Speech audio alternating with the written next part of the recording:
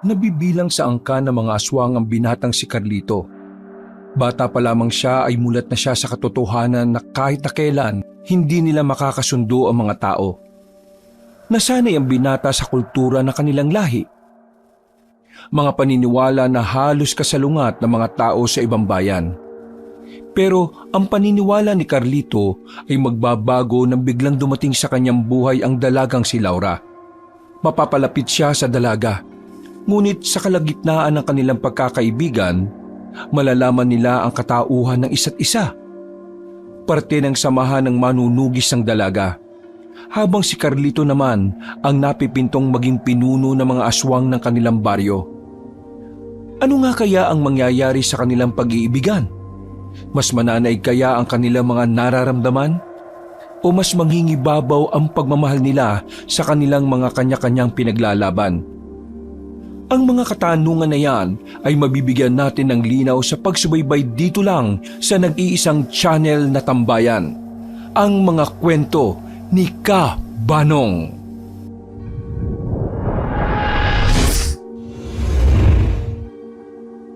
Pagsapit pa lang ng kinagabihan, hindi na magkandao-gaga ang mga aswang sa Baryo Karimlan. Naghahanda ang lahat para sa okasyon na kada taon nilang ginagawa. Ang okasyon na ito ay parang katumbas ng araw ng mga patay sa mga tao. Ang okasyon na ito ay tinatawag nilang tanaw sa kabilang buhay, na kung saan inaalala nila ang mga mahal nila sa buhay na namayapa na. Pero kung sa mga tao ay nalulungkot sila sa araw ng mga patay, ang mga aswang ay masaya kapag tanaw sa kabilang buhay na ang usapan. Sa araw kasi na ito, pakiramdam nila ay muling nabubuhay ang mga namatay na. Kaya naman nagsasagawa sila ng maraming ritual. Naghahanda sila ng maraming pagkain na kanilang inaalay. Nakasuot silang lahat ng kulay pula. Sumisimbolo kasi yon para sa kanila sa kasiyahan. Ang paniniwala kasi nila, sa araw na inaalala nila ang mga namayapa na, mas nagiging masaya ang mga kaluluwa kapag nakakakita ng kulay na pula. Insan, kailangan ba talaga nating sumama? Hindi ba pwedeng hintayin na lang natin silang makauwi? Ayaw mo bang dalawin ng mama mo sa puntod niya? Hanggang ngayon kasi, sisisi ko pa rin ang sarili ko kung bakit siya namatay. Kaya hindi ko alam kung may karapatan ba akong humarap sa puntod niya. Ilang beses ko mang sasabihin sa'yo na wala ka namang kasalanan kung bakit namatay ang mama mo. Namatay ang mama mo dahil ginawa niya lang ang nararapat bilang nanay mo. Pero hindi pa rin natin maalis na ako ang dahilan kung bakit siya naparusahan. Kung hindi ko sana inawa yung anak ng Supremo ng kabilang angkan hindi sana papatawan ng bitay si mama. Wala na tayong magagawa. Yun ang batas sa ating mga aswang. Mataas na aswang ang nakalaban mo at mabigat ang nagawa mo. Muntikan mo na siyang mapatay. Alam mo naman na kapag buhay ang usapan, buhay din ang kapalit.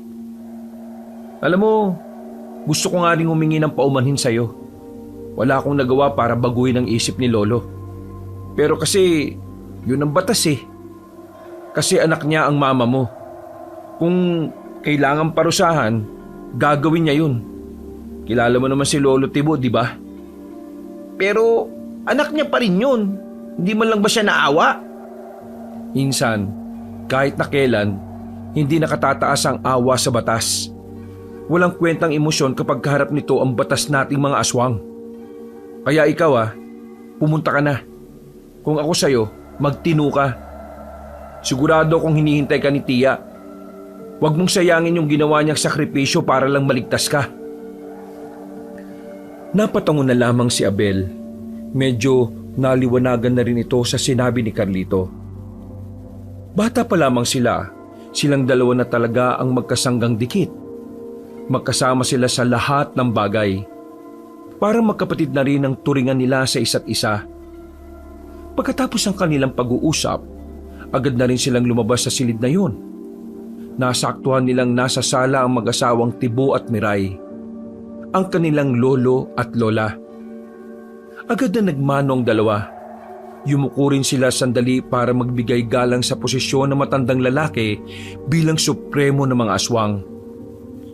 Maya-maya ay aalis na tayo. Huwag niyong gustutin ang mga suot ninyo, ha? Nakakaya sa mga magulang ninyo kung haharap tayo sa kanilang gusgusin kayong dalawa. Nakahanda na po kaming dalawa. Di ba, Abel? Oh, oo. Handang-handa na ako. Ikaw, Abel. Ayos ka lang ba? Bakit parang hindi ka yata masaya? Itong araw na makakaharap mo ulit ang inay mo. Ayos lang naman po ako. Hindi lang po ako sanay. Pero masasanay din naman po ako kapag lumipas na ang panahon.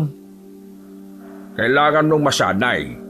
Dahil kung hindi, magiging kahihiyang ka sa angkan natin. Naintindihan mo ba ako? Lo, intindi na lang natin si Abel. Para sa kanya, sariwa pa ang lahat. Ay siya nga pala. Bago tayo umalis mamaya, pakiayos na yung mga dadalhin natin, ha? Lalo na mga alay natin. Ikaw, Carlito, ang inaasahan kong mangunguna sa bagay na yon. Opo, sasabihan ko na po yung iba natin mga kamag-anak. Matapos ang pag-uusap na yon, ay kumilos na rin ang dalawa. Kinuha na nila mga patay na hayop na nilagay nila sa isang malaking bandihado at planggana. Pinabuhat nila ang mga yon sa iba pa nilang mga kamag-anak. Pagsapit ng alas 12 ng gabi, nakarating na rin sila sa lugar kung saan nakalibing ang kanilang mahal sa buhay. Noong mga sandaling yon ay tahimik lang ang dalawang binata. Sandali silang tumingin sa malaking puntod. May bakal na nakapalibot doon at meron ding gate. Nagsagawa ng isang pagdarasal ang matandang si Miray. Isang dasal na siyang kumukonekta sa kanilang itinuturing na Diyos. Matapos yon, binuksan na rin ni Carlito ang gate. Isa-isa silang pumasok. Agad namang inilapag ng mga kamag-anak nila ang mga patay na hayop sa loob ng isang cabinet na katabi ng buntod. Mga anak, narito na kami. Masaya kaming makaharap kayong muli. Alam kong masaya rin kayo ngayong narito ang angkan natin. Merong ibang hindi nakarating dahil nasa malayong lugar na sila. Pero huwag kayong mag-alala. Naganda na rin sila ng padasal para sa inyo. Nagtirik sila ng malalaking itim na kandila sa harapan mismo ng puntod. Pagkatapos noon, nagkaroon muli sila ng isang ritual. Umupo ang lahat sa gilid at naglabas na rin ng itim na libro ang matandang si Miray. May inilagay din silang malalaking mangkok sa gitna na may dugo ng tao. Taimtim naman nilang sinasagawa ang ritual para sa mga namayapa nilang mahal sa buhay. Halos 1 oras din sila roon. Mga ilang sandali lang ay tinapos na rin ni Aling Miray ang ritual. Doon na nila sinimula ng salo-salo. Bilang aswang, normal na lang sa kanila ang kainin ng mga patay na hayop kahit hilaw. Walang pandidiri, walang nag-iinarte. Parte na kasi yun ng kanilang kultura. At hindi lang ito basta nakasanayan. Likas na talaga sa kanila ang kumain ng karne na hilaw. Pero hindi karne ng tao. Meron kasing batas sa mga aswang na hindi sila maaaring tumikim ng karne ng tao, pero dugo ng tao ay pwede. Basta galing ito sa morgue.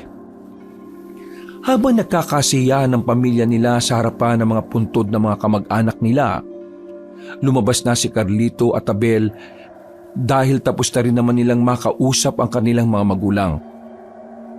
Napatingin si Carlito sa buong lugar. Unti-unti na ring nagdadatingan ng iba pang mga aswang para dalawin din ang mga mahal nila sa buhay. May kanya-kanyang dalang malalaking gasera at lampara mga yon.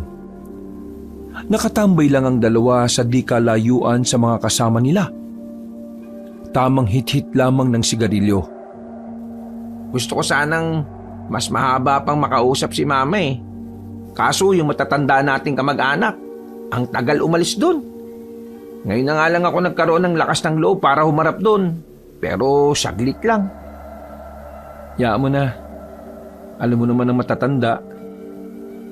Gusto mo gala muna tayo? Hanggang umaga pa naman yan. Baliw.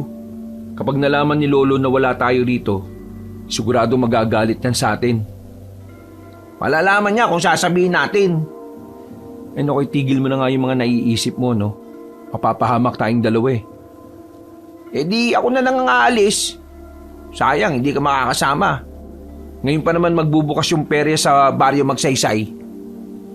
Sa sinabing yun ni Abel, tila nagningning ang mga mata ni Carlito. Matagal na kasi nilang hinihintay na magbalik ang perya. Mula kasi pagkabata ay mahilig na sila sa ganon.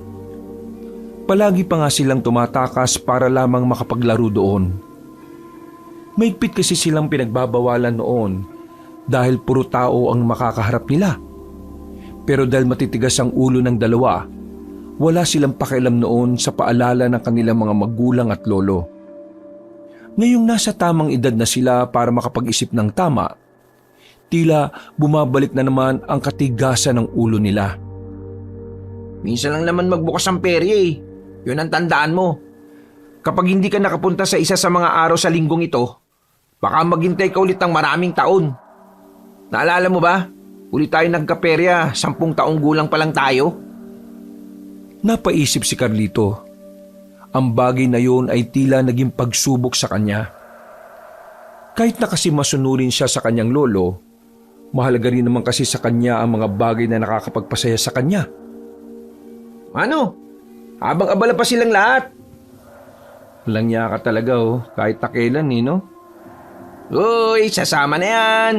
Sama ka na. Mamaya kapag nakalis na ako, mas mahihirapan kang umalis mag-isa.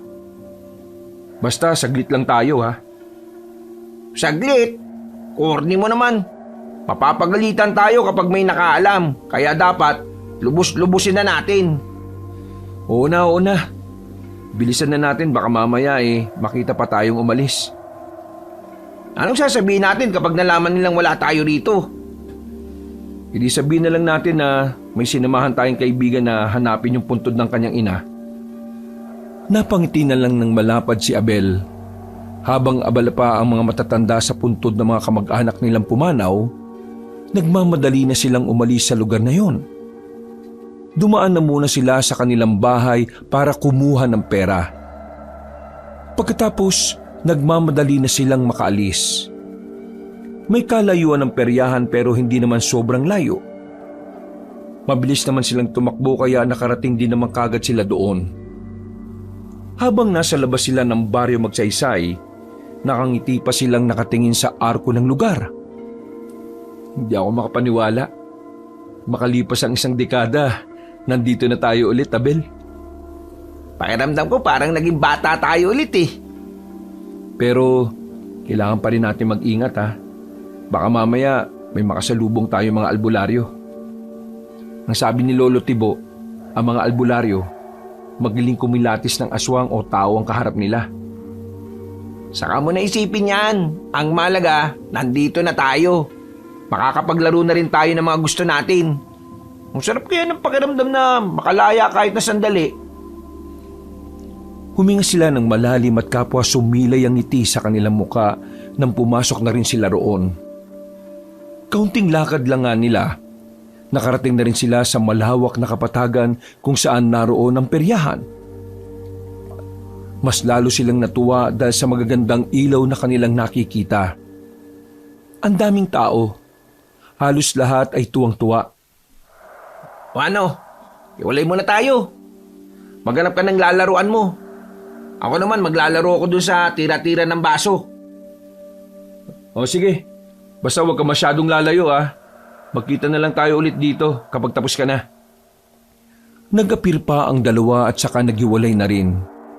Agad na lumapit ang binatang si Carlito sa tapat ng color game. Masigla siyang tumaya ng pera sa kulay pula. Mas lalo siyang natuwa nang manalo siya sa unang taya pa lang. Hanggang sa hindi na niya napapansin na nalilibang na pala siya roon. Parami na rin ng parami ang perang hawak-hawak niya.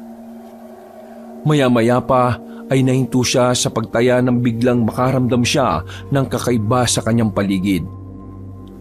Nang igala niya ang kanyang tingin, nakita niya ang isang matandang lalaki na naglalakad papalapit sa color game. Agad na dumaloy ang kaba sa kalooban niya. Unang tingin niya pa lang sa matandang yon, alam na niyang albularyo ito. Kaya naman nagsimula na rin siyang mataranta. Hindi.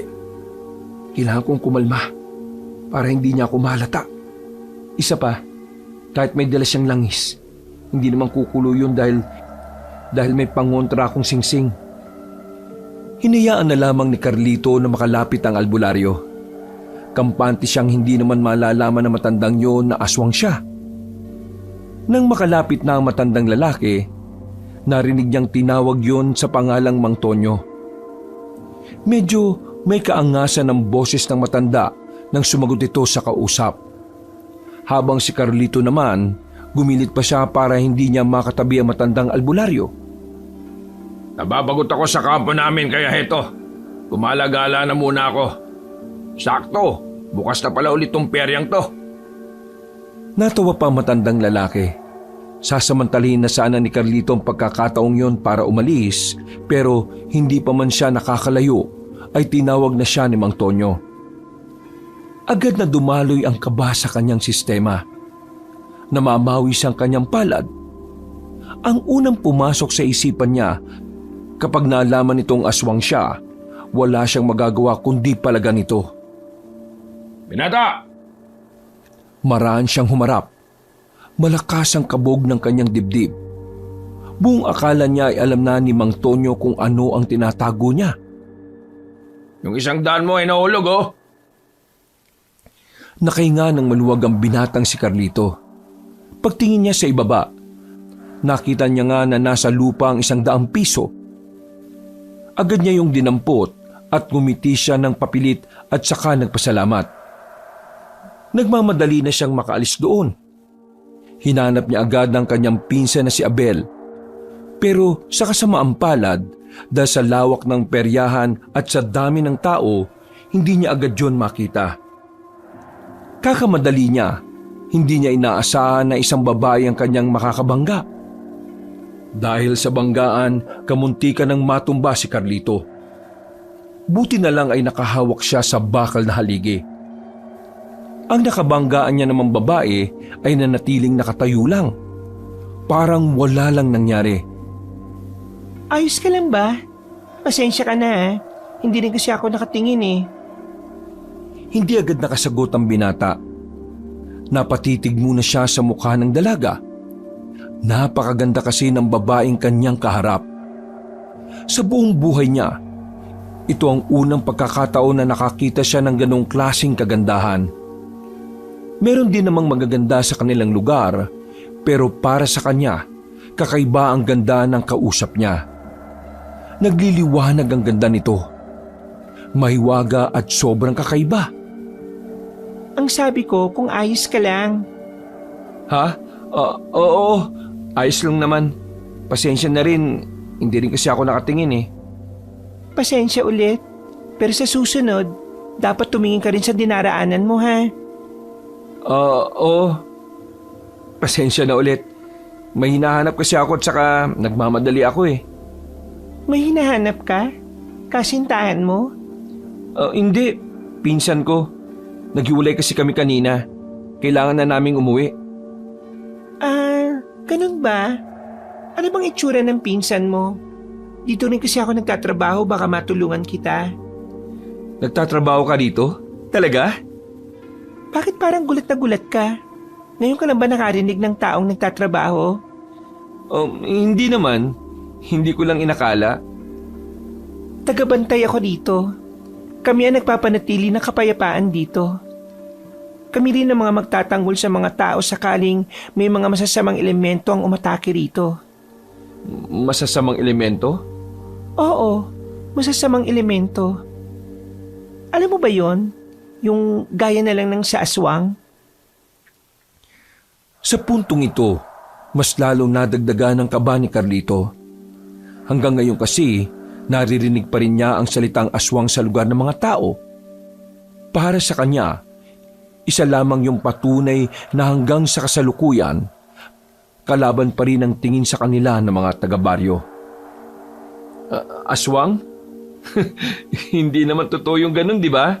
Mga kwentong bayan lang yon. Kwentong bayan? Hindi Totoo ang mga aswang. Alam mo kung anong totoo?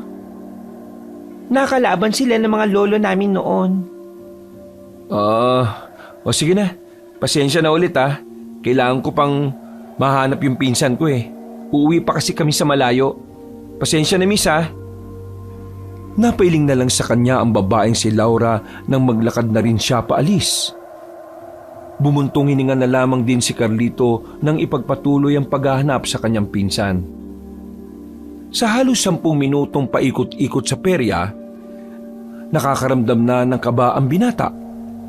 Hindi na niya maiwasang hindi mag-isip na baka may nangyari ng masama kay Abel. Parang pinagsisisihan na niya tuloy ang paghihiwalay nila. Nasaan na pa yung siraulong yun? Kailangan na naming umalis dito bago pa may makahalata sa amin. Paglingon niya sa gilid, nakita na niya si Abel na may daladala ng malalaking chichirya na napanalunan nito sa laro. Mabigat na rin ang bulsa nito dahil sa mga barya. Masaya itong lumapit sa kanya pero muntikan niya na itong mabatukan dahil sa inis. Pambira ka naman Nasa ka ba nagpupunta? Kanina pa kita hinahanap Ang sabi mo, balik na lang tayo sa pwesto natin kanina kapag tapos na tayo. Pabalik na ako. Bakit ba? Ano ba problema mo? Merong albulayo rito sa peryahan. Nakaharap ko siya kanina. Kailangan na nating umalis bago pa niya malaman na aswang tayo. Gagi, malas naman natin Kaya nga dapat na tayong umalis sa lugar na ito. Pwede tayong mamatay kapag nagkataon. Tara na! Walang sinayang na pagkakataon ng dalawa. Agad nilang nilisan ang peryahan. At habang naglalakad sila sa daan ng baryo Magsaysay, hindi maiwasan ni Abel na mapalingon-lingon sa mga gilid at likuran. Mais ka nga. Mas makakalata sila sa kilos mo Para kang kriminal na nakatakas sa kulungan. Higit pa sa kriminal ang tingin nila sa atin Kaya dapat lang alerto tayo. Papalabas na sila ng baryo Magsaysay nang biglang may humarang sa kanilang isang lalaki. May katangkaran nito. Medyo malaki ang katawan. Masama rin kung makatingin. Pero ang mas nakapukaw ng kanilang atensyon ay ang nakasukbit na mahabang patalim sa likuran nito. Sino kayo? Hindi kayo taga rito Nagsimula na namang tumaas ang level ng kanilang kaba sa pagkakataong ito. Napansin ni Carlito ang kamay ni Abel sa likuran nito. Humahaba ang kuko ng kanyang pinsan.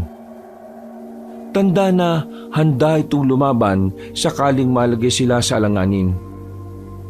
Kaya naman, ginawa na lamang ni Carlito ng paraan para hindi sila humantong sa karahasan.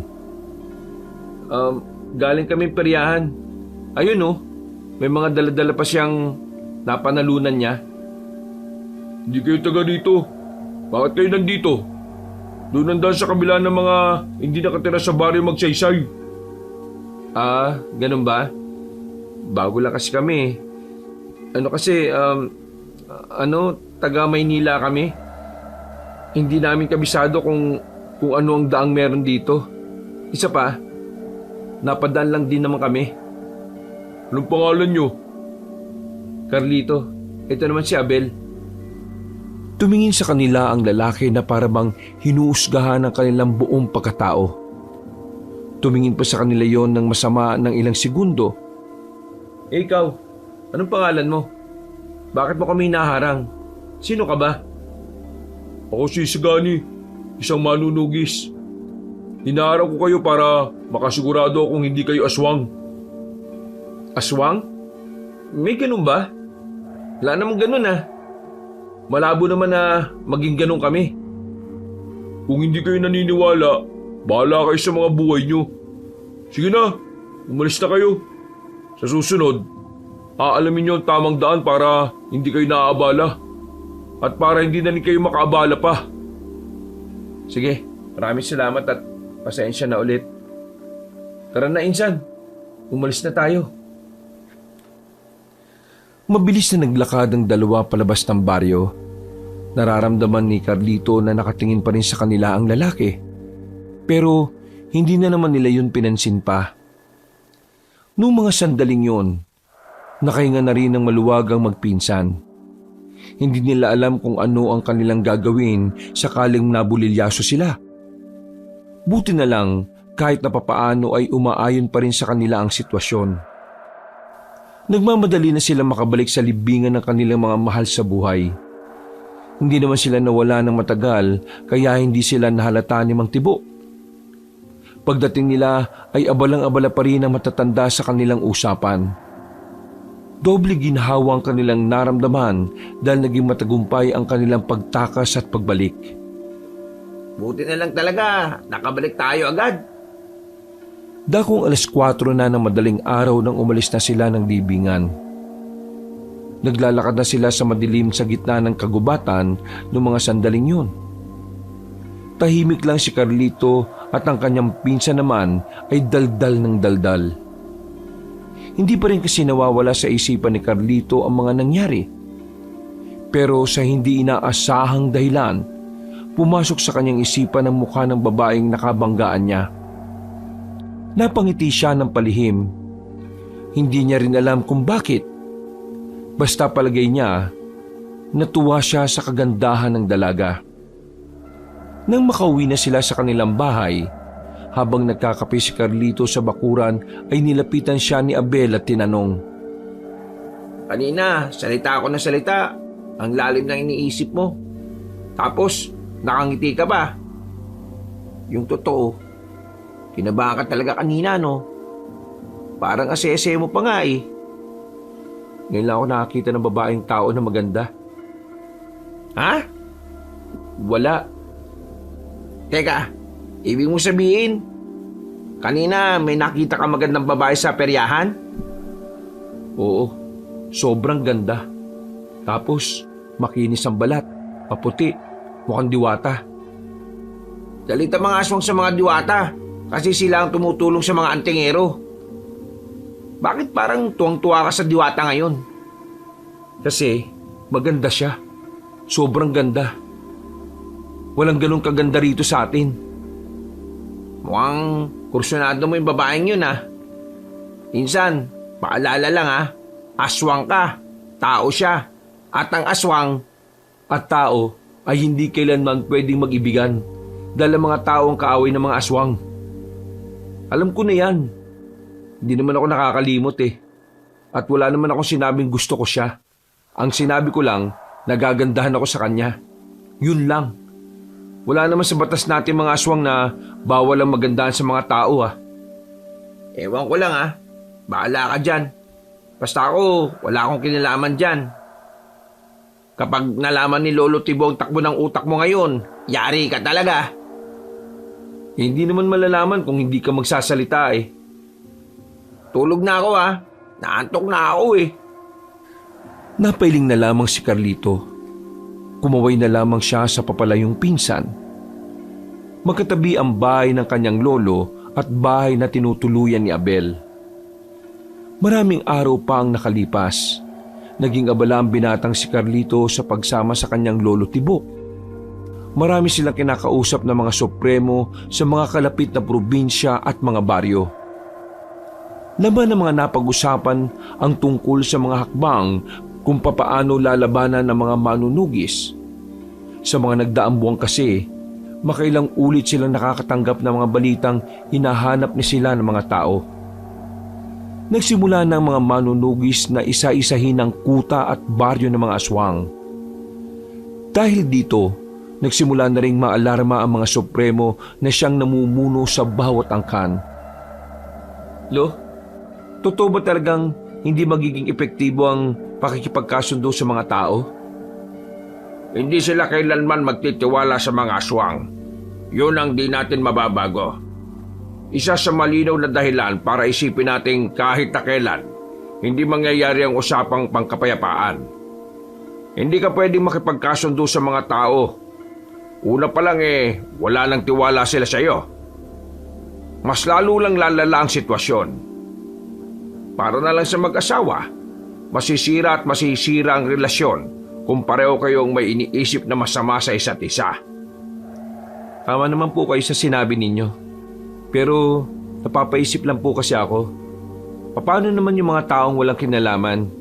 Paano naman yung mga aswang na walang ugnayan sa mga alitan? Di ba parang nadadamay lang sila? Kapag dugo sa dugo ang usapan, damay lahat. Walang pinalalagpas. Ganon din naman ang mga tao sa atin. Lahat ng aswang, masama sa paningin nila. Bata o matanda man yan. Kaya ikaw huwag ka masyadong magpabulag na ang mga tao ay mababait.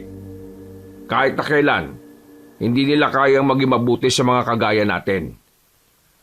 Kalaban natin ang mga tao. Wala ni isa sa kanila ang magiging kasundo natin. Kaya kapag nakakita ka ng tao, wag ka magtitiwala sa kanila. Isang malalim na paghinga na lamang ang ginawa ng matandang aswang na si Tibo. Ayaw na ayaw kasi nitong pag-usapan ng mga ganoong bagay.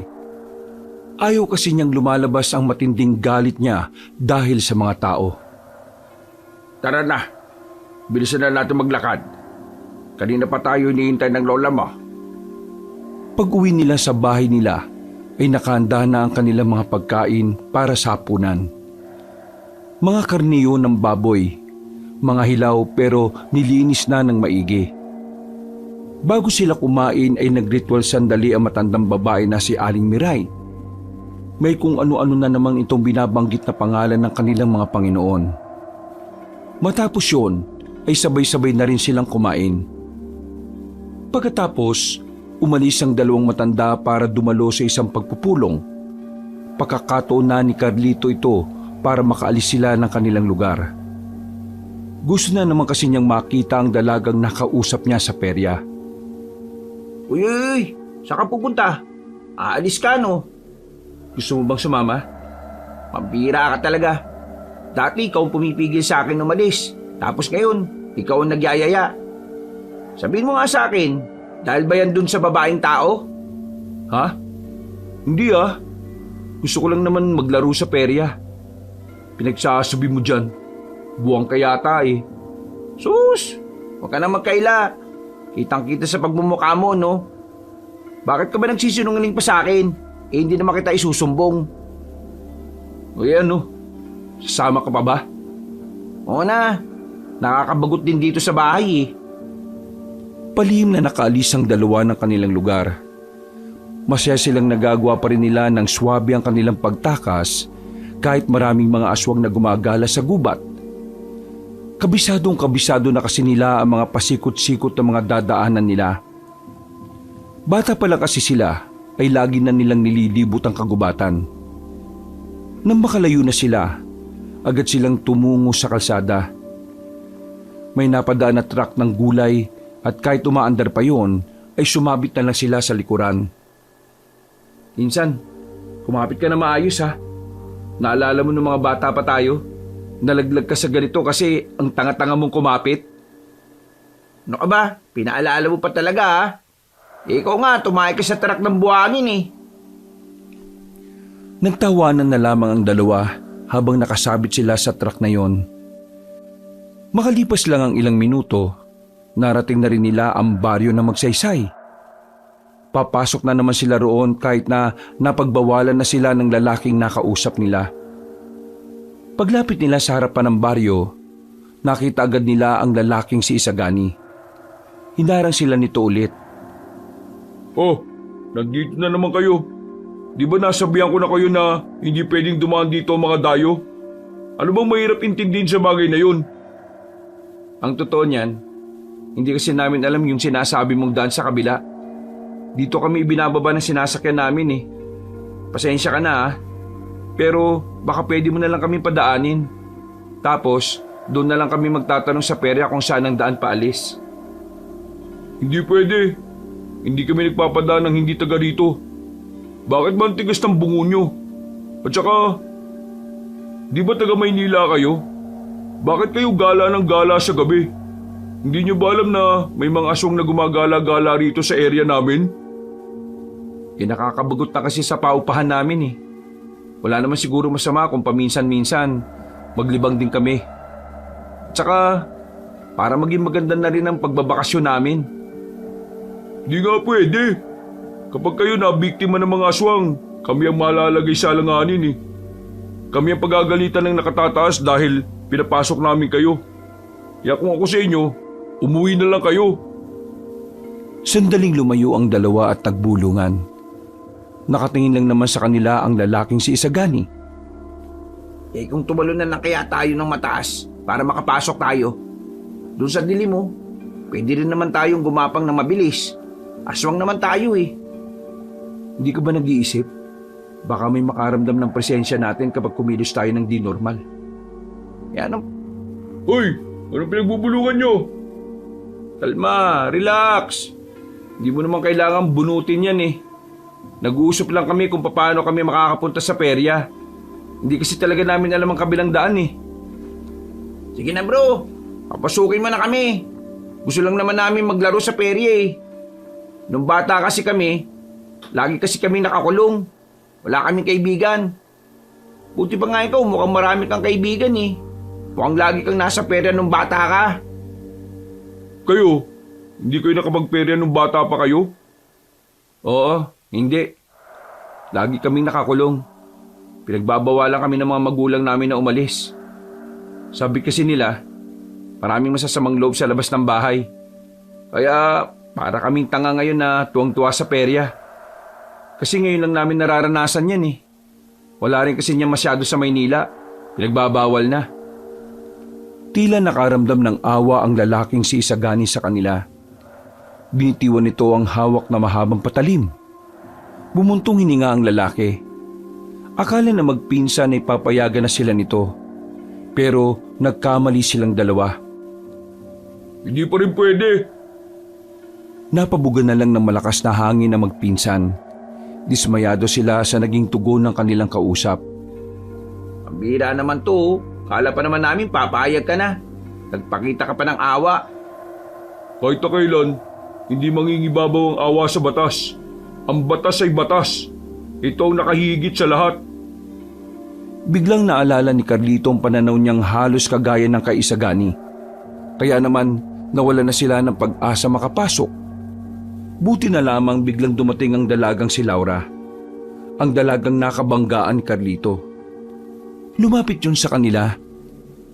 Sa nakikita nilang magpinsan, mukhang makakilala si Isagani at ang dalaga. Ito kuya.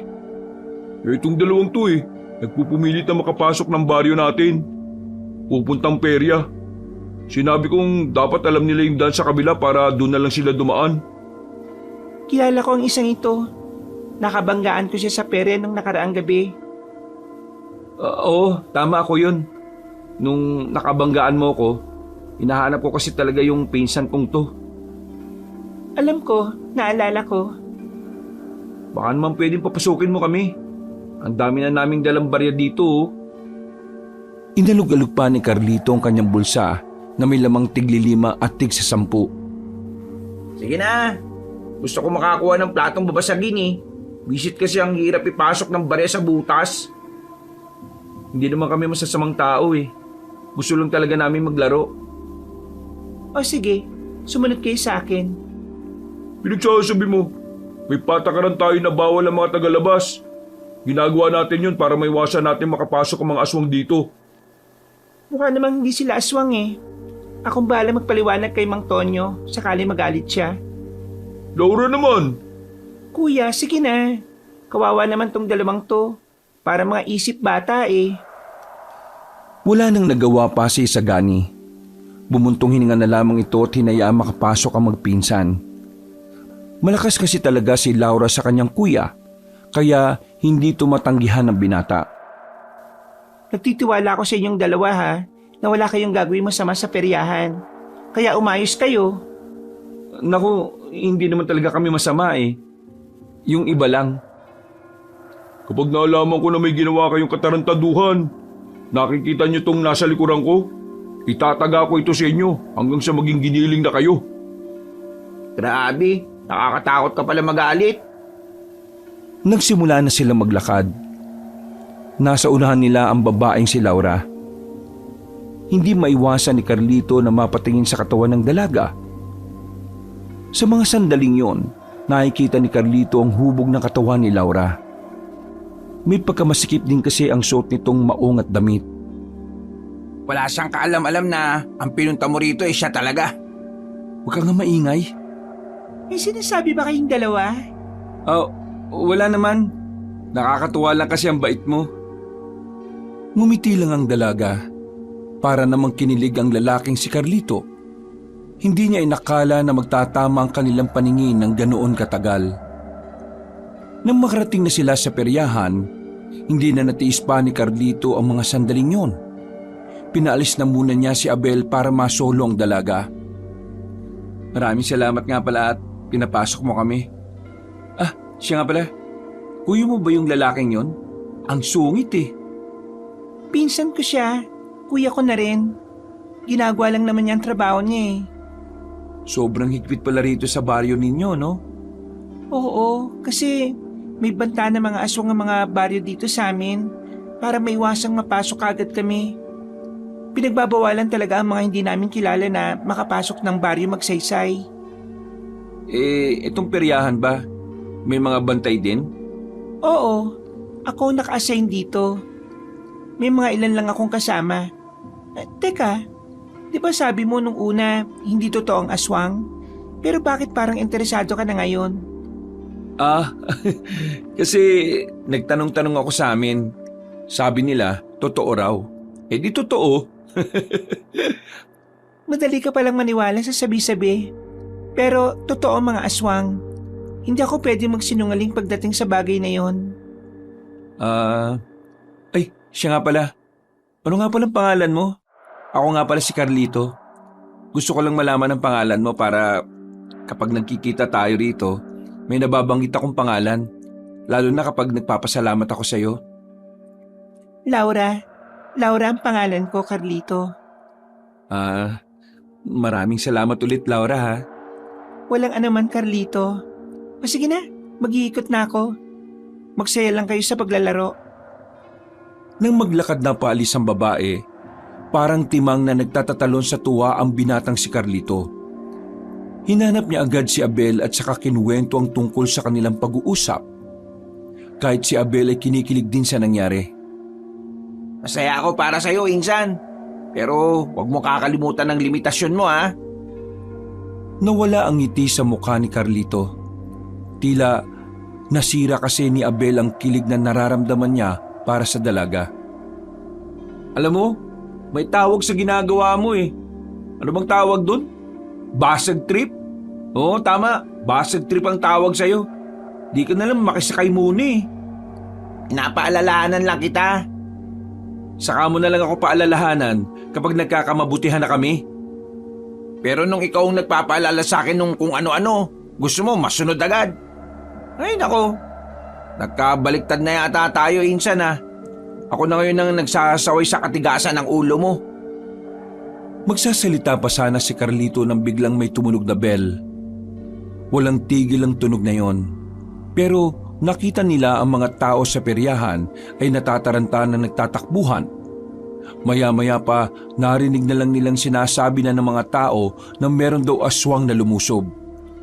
Gumilid sila at nagtago. Pumesto sila roon di dahil natatakot sila, kundi dahil nababahala sila na baka ang mga aswang na lumusob doon kakilala ng kanilang lolo. O baka kasama nila sa baryo. Hindi tayo pwedeng lumabas hanggat hindi natin nalalaman kung sino ang aswang na lumusob. Paano kung mapagkamalan din nila tayong tao at patay nila tayo? Baliw ka ba? Aswang tayo. Maamoy nila tayo. Kaya malabo yan. Nang muli silang sumilip, nakita nilang nagtitipon-tipon na ang ilang manunugi sa peryahan. Maya-maya pa ay may mga aswang na ring lumitaw. Nagkaroon ng labanan. Nanlalaki ang mga mata ni Carlito nang makitang nakikipaglaban ng dalagang si Laura. Magaling itong humawak ng sandata. Para itong lalaki kung kumilos. Sobrang layo ng kilos nito sa tila maamo nitong mukha. Insan, manunugis rin yata yung babaeng yan. Lalong hindi kayo pwede. Naku, manahimik ka na nga muna. Insan, mukhang tagilid sila sa laban. Mga gabunan ng mga lumusob ngayon oh. Yan din ang iniisip ko eh. Baka mapahamak si Laura. Biglang namatay na ang ilaw sa buong peryahan. Madilim na nung mga sandaling yon. Mas lalong naging pabor pa ang sitwasyon para sa mga aswang. Kahit kasi madilim, kitang-kita pa rin ng mga nilalang ang paligid. Bagay na hindi naman kayang gawin ng isang pangkaraniwang tao na gaya ni Laura. Huwag kayo matakot. Kakayanin natin to. Nagpatuloy ang laban, pero kitang-kita pa rin talaga kung gaano kadihado ang mga manunugis. Hanggang sa dumating na nga ang puntong si Laura na lamang mag-isa. Napapalibutan niya ito ng mga aswang na gabunan, pero patuloy pa rin itong nakikipaglaban. Maya-maya pa, tinamaan na nga ang dalaga sa braso, dahilan para mapatigil ito. Akmang tatapusin na ito ng isang gabunan nang biglang dinampot ni Carlito ang tubo sa gilid. Uy! Anong gagawin mo? Uy! Hindi na napigilan pa ni Abel ang pinsan niya. Agad na lumapit si Carlito doon. Sinamantala niyang madilim ang paligid para iligtas si Laura. Pinag-aahataw ni Carlito ang mga aswang na yon. Mahusay si Carlito sa pakikipaglaban dahil maraming taon siyang nagsanay. Kaya kahit natubo lamang ang kanyang hawak, hindi yun naging problema sa kanya. May hilo ang mga aswang. Noong mga sandaling yon, napansin ng binata na nalaman na ng mga aswang na aswang din siya. Kaya naman umatras din ang mga yon at umalis. Kinakabahan siya. Hinihiling na lamang niya na sana hindi siya nakilala ng mga gabunan. Sino ka? At bakit mo ako niligtas? Nakatalikod lang si Carlito. Hindi na rin siya humarap. Mabilis siyang umalis para habulin ang mga aswang. Ang kaso nga lang, pagliko pa lang niya sa isang iskinita, nagulantang siya sa kanyang nakita. Halos manlambot ang kanyang tuhod. Kahit na aswang siya, ay likas sa kanila ang pagiging mabangis. Tila nalusaw ang kanyang puso nang makita ang batang musmos nang wala ng buhay. Nakahandusay lamang sa lapag, sugatan at brutal ang pagkakamatay. Pambira ka naman. Bakit mo ko... Ha? Natigilan rin si Abel nang makasunod dito. Maging si Abel ay naawa rin sa kalunos-lunos na sinapit ng bata. Noong mga oras na yon, tila nagsimulang magkaroon ng katanungan si Carlito sa kanyang sarili. Napapaisip siya kung tama bang pati ang walang kamalay-malay na bata, ang batang walang kakayang ipagtanggol ang sarili, ay dapat bang madamay rin sa alita ng mga matatanda? Nagsarado ang kamao ni Carlito. Sa unang pagkakataon, nakaramdam siya ng galit para sa kanyang mga kalahi. Bakit? Bakit ko ito nararamdaman? Bakit? Bakit ako naaawa sa tao, Abel? Insan, kumalma ka. Pabubulyaso tayo kapag nagpadala ka sa emosyon mo eh. Hindi ko maintindihan eh. Ano bang pinupunto ng gulong ito? Bakit pati ang batang to nadamay? Dumito ka nga. Relax lang. Mag-isip ka na maayos. Huminga ng malalim si Carlito. Nang mahimasmasan na, sumilip siya ulit sa perya. Nakita nilang dumating na ang mas maraming manunugis. Kaya naman naisipan na rin nilang umalis doon bago pa magginala sa kanila ang mga yon. Nagmamadali silang pumasok sa kagubatan. Mabilis ang pagtakbong ginawa nila para hindi sila makita ng mga manunugis. Nang makalayo-layo na, ay saka lamang sila nakahinga na maayos. Tumambay na muna sila sa gilid ng batis. Napasandal na lamang si Carlito sa katawan ng puno. Napapabuntong hininga na lamang. Napapailing at hanggang sa mga sandaling yon, hindi pa rin mawala-wala sa isipan niya ang kaawa-awang bata. Akala ko noon, tama lang ang ipinaglalaban nating mga aswang. Pero hindi nito tama eh. Tingin ko, kaya ayaw nilang may makausap tayong tao kasi ayaw nilang malaman natin na kaya maging mabuti ng mga tao. Ang sinasabi mo ba eh, nilalason nila ang utak natin para manatili tayo sa paniniwalang ang mga taong kalaban nating mga aswang? Oo, ganun na nga. Tingnan mo, mabait naman si Laura sa atin, di ba? Mabait ang batang pinatay kanina. Bata pa yun eh. Mabait nga si Laura sa atin kasi hindi naman niya alam na aswang tayo. Kapag nalaman niya na aswang tayo, siguradong Kaya lang naman sila galit sa atin kasi marami na rin ginagawang kasamaan ng lahi natin sa mga tao. Natitiyak ko na kapag nalaman nilang may mga aswang na kaya mag-isip ng tama, sigurado ako makakasundo natin sila eh. Insan, baka nakakalimutan mo. Laging sinasabi sa atin ni Lolo Tibo na ang kasunduan sa pagitan ng tao at aswang ay isang malaking kalokohan. Ewan ko, bahala na.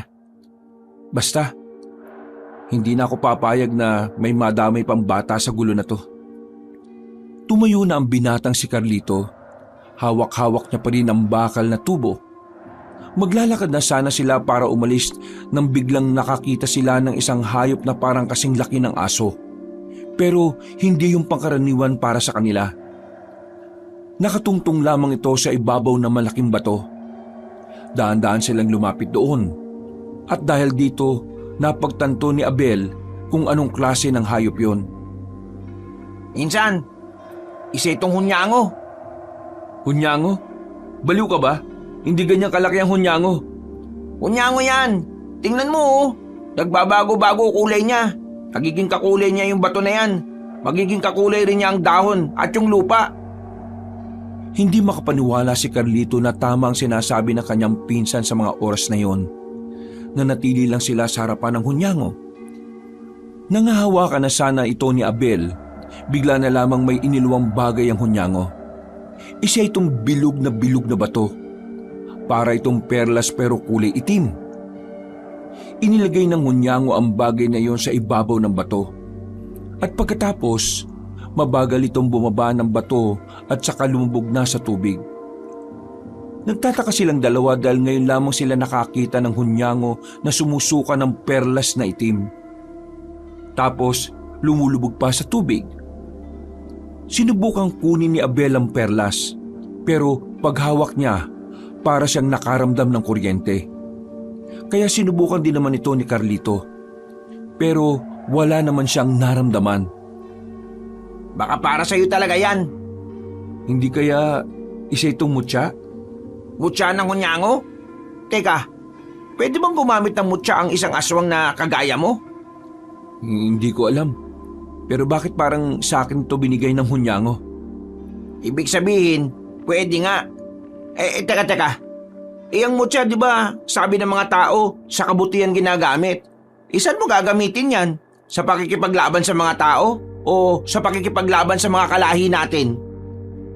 Tingin ko, kung sino ang gumagawa ng masama, sa kanila ko ito gagamitin. Itinago na muna ni Carlito ang perlas na itim.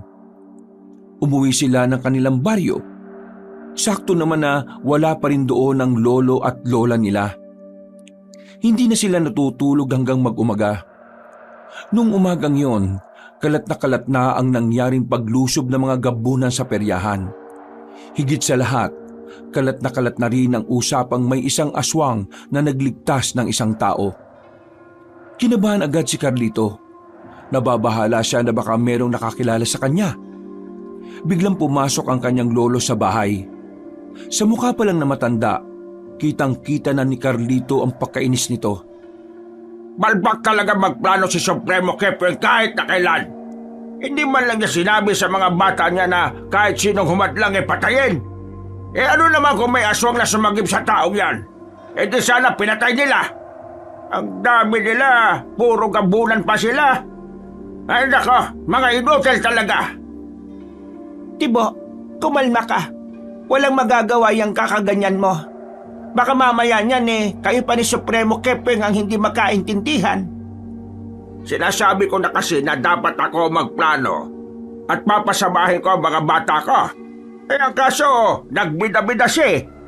Tingnan mo ang nangyari. Kung sana napatay natin ang mga manunugis na yun, di sana malaking bagay na sana sa atin yan. Isa doon ay opisyal ng manunugis. Yung babaeng nandun sana ang dapat mamatay. Pero ano nangyari? Wala! Ang napaslang lang nila ay ang batang wala namang kwenta. Lihim na nagsarado ang kamao ni Carlito nang marinig ang tungkol sa bata. Hindi niya maiwasang hindi magalit.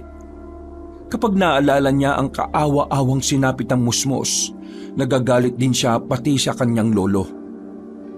Kaya nga ang gagawin mo, pupunta ka sa konseho.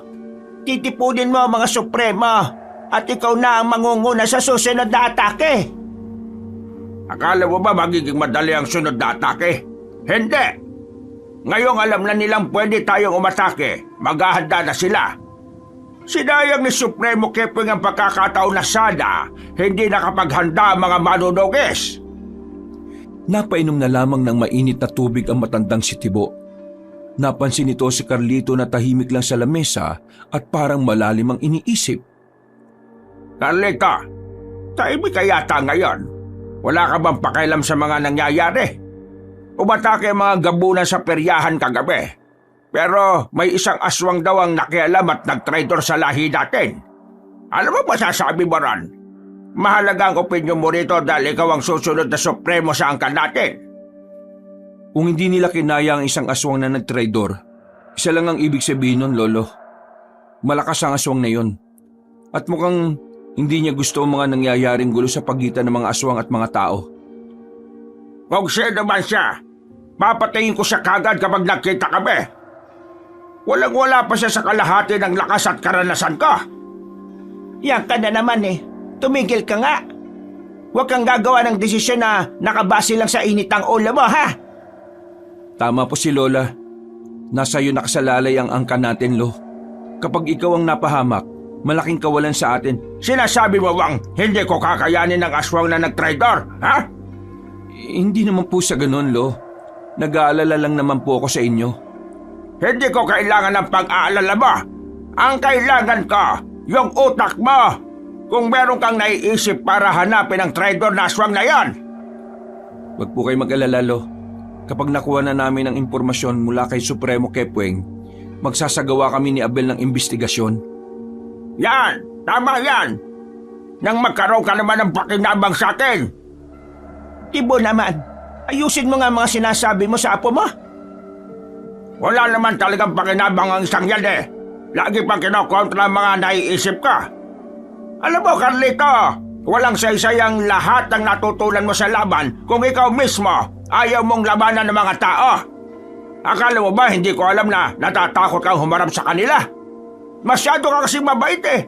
Masyado kang malambot. Tandaan mo ha, ang mga tao ang kalaban natin. Sila ang pumaslang sa mga mahal natin sa buhay. At ang misyon natin sa mundong ito, walang iba kundi ubusin ng mga tao. At tayong mga aswang ang maghahari. Padabog na lumabas ng pintuan ng kanyang lolo. Hindi na lamang niya yon pinatulan pa. Kilala niya ang matandang lalaki. Kahit na kailan, hindi ito magpapatalo. Palaging pinapairal ni Mang Tibo ang pagiging supremo nito, kaya wala ring mangyayari. Apo, pagpasyensyahan mo na ang lola mo. Kilala mo naman yung lolo mong yon. Ayaw noon na natatalo. Ay nako, kung sino ba naman kasi ang traidor na aswang na yon? Kung di na sana siya nakialam edi sana tapos na ang buhay ng babaeng yon. Lola, pati ba naman ikaw, ayos lang sa'yo na madamay ang mga taong wala namang kinalaman sa gulong ito. Lalong-lalo na yung batang namatay. Apo, ubusan ng lahi ito. Lahat damay. Kagaya ng sinasabi ng lolo mo sa'yo. Kahit ang mga tao rin, idadamay rin nila lahat ng kalahi natin kahit na bata, kahit na matanda. Pero wala na bang paraan para magkaroon ng kapayapaan? Bakit mo sinasabi ang mga yan? Nakakalimutan mo na ba ang layunin ng buong lahi ng mga aswang? Hindi ko naman po nakakalimutan. Naawa lang ako sa mga kapwa natin aswang na bagong sibol pa lang. Tapos mamumulat na sila sa gulo. At kapag minalas-malas pa pwede pa silang mamatay. Ganon din sa mga tao.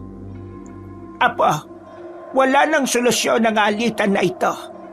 Ang tanging solusyon na lamang, maubos ang isang panig. Ang mabuti pa, ayusin mo na ang sarili mo. Uutusan kitang tumungo sa bayan. Suot mo ba yung singsing? Kailangan mong bumili ng manok. Isama mo si Abel kasi marami kayong bibilhin. Naligo na lamang si Carlito ng umagang yon. Pagkatapos ay pinuntahan naman niya ang pinsang si Abel. Sakto naman na wala naman itong ginagawa at nagbabasa lang ng kung ano-ano. Mamaya ka na magbasa. Kailangan natin pumunta ng bayan. Wala na tayong pagkain. O sige, pero insan, hindi ba nakahalata si Lolo? Hindi naman, pero sobrang galit siya. Sabi niya, papatayin niya raw yung traidor na aswang na yon. Medyo kinakabahan nga ako eh. Alam kong gagawin niya talaga yon sakaling malaman niya na ako ang nagligtas kay Laura. Gagawin niya talaga yun. Si Mama nga na sarili niyang anak inayaan niyang bitayin. Sige na, tara na. Bago ka pa maiyak ulit. Napapailing na lamang si Carlito nang mauna na itong lumabas ng bakuran. Dakong 8:00 na sila nakaalis ng kanilang baryo. Dinaanan pa kasi nila ang kampo nila Supremo Kepweng. Kumalap lang sila ng impormasyon mula sa mga gabunan. Maraming tao sa bayan dahil araw kasi ng Sabado. Agad silang nakipagsiksikan sa mga naroroon. Tumungo sila sa kanilang suki. Nabili naman na nila ang lahat ng kanilang kailangan. Palis na sila sa palengke nang biglang matanaw ni Carlito ang matandang si Mang Tonyo. Tandang-tanda niya ang mukha nun. Hindi niya makakalimutan pagdating sa itsura ng mga nakakaharap niya. Bigla niyang hinawi si Abel patungo sa gilid. Napansin din kasi ni Carlito na may iba pang kasama ang matandang lalaki. Kailangan na natin makalis kagad. Bakit ka ba natatakot? Hindi mo ba suot yung singsing? Naiwan ko nga sa banyo eh. Ay gagi. Yung akin din Pambihira. Baka mamatay tayo ngayon. Kukululangis nila. Nang mapalingon ang mga manunugis sa direksyon nila, sinimulan na nilang maglakad. Wala na silang pakialam kung ilang tao pa ang kanilang mabangga. Ang mahalaga na lamang sa magpinsan ay makaiwas sa maaaring gulo na mangyari. Dito muna tayo. Anong dito? Sira ulo ka ba? May dala nga silang langis. Malalaman nila kung nasan tayo. Kailangan natin makasakay kagad. Teka lang naman kasi. Masakit na pa ako Nakatapak ako ng Nakita ni Carlito na dumudugo na ang paa ng kanyang pinsan. Napailamos na lamang siya sa muka. Noong mga sandaling yun, nakita niya ring papalapit na sa kanila ang mga manunugis. Pagtingin nila sa kanilang harapan, nakita nilang meron na rin mga kalalakihan. Wala na silang matatakasan. Kung tatakbo sila, baka bigla na lang may bumao na palaso sa katawan nila. O baka bigla na lang ding may tumaga sa kanila. Nakatigil lang ang dalawa. Nakahawak pa si Carlito sa dumudugong paa ng pinsan. Nasa harapan na nila si Mang Tonyo. Pero laking pagtataka nila nang parabang hindi sila nakikita ng mga yon. Sobrang lakas ng kulo ng langis ng lana. Kaya nakasisiguro kung nandito lang yon. Doon kayo. Dito kami. Kapag nakita nyo sila hulihin nyo. Pero kapag nalagay na sa alanganin ang buhay ninyo, patayin nyo na. Nag-alisa ng mga manunugis habang silang dalawa nakaupo pa rin doon. Saka lamang napagtanto ni Carlito na nasa kanya pa rin pala ang perlas na bigay ng malaking hunyango. Teka, bakit parang hindi nila tayo nakikita? Tingin ko, gumagana yung mutya ng hunyango. Dinukot ni Carlito ang itim na perlas sa kanyang masikip na bulsa. Napangiti na lamang si Carlito. Buti na lamang ay gumana yon. Dahil kung hindi, baka kanina pa sila pinaglalamayan. Wala silang sinayang na pagkakataon. Umalis na rin sila doon. Mula nang mapagtanto ni Carlito na magagamit niya ang mutsyang yon, sa mga sumunod na araw, inaral niya kung papaano ito gagamitin. Sa loob nga lang ng halos 2 linggo, tuluyan na nga siyang naging bihasa sa paggamit nito. Isang gabi, habang naglalakad pabalik sa kanilang baryo, nakita niya ang kanyang lolo Tibo. Mag-isa itong naglalakad. Sa pagmamadali pa lang ng matanda, alam na agad ni Carlito kung saan ito pupunta. Palihim niyang sinundan si Mang Tibo. Malakas din naman ang kanyang loob dahil may kakayahan na siyang maging kakulay ng anumang didikitan niya. dahilan para hindi siya makita ng kahit na sino. Kakasunod niya, nakarating na siya sa konseho. Bibihira lang mga pangkaraniwang aswang na nakakarating doon. Halos lahat kasi ng pinapayagan na makalapit doon ay ang mga supremo at ang ilang opisyal lang. Sa mga sandaling ito, napakinggan ni Carlito ang lahat ng pinag-usapan ng mga supremo. Pinangunahan nito ng kanyang lolo Tibo. Dito na niya nalaman ang binabalak na paglusob ng mga aswang sa baryo ng mga tao. Magiging madugo ang mangyayari. Ayon kasi sa plano ng mga supremo, bibiglain nila ang mga tao. Idadamay nila lahat. Uubusin ng mga tao at walang ititira kahit na bata o kahit na matanda. May sakit man o wala. Lahat ay papaslangin ng walang pagdadalawang isip. Kinabahan na si Carlito ng mga sandaling yon. Naiisip niya palang ang nag-iiyakang mga bata at matanda. Nahahabag na ang kanyang kalooban. Hindi niya kayang makita ang mga taong yon na unti-unting mamamatay. Lalong nagkaroon ng dahilan si Carlito para tumiwalag sa mga kalahi niya. Para kasi sa kanya, hindi na maganda ang ginagawa ng mga kapwa niya aswang. Para sa kanya, mga manunugis lamang naman dapat ang kalaban.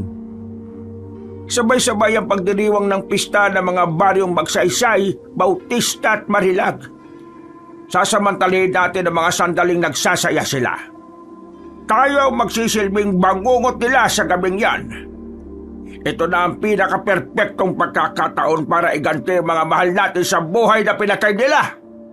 Mga kapwa ko sa Supremo, mga opisyal ng konseho, ipagkatiwala niyo ito sa akin dahil ang kanilang kasiyahan ang gabi ng ating tagumpay.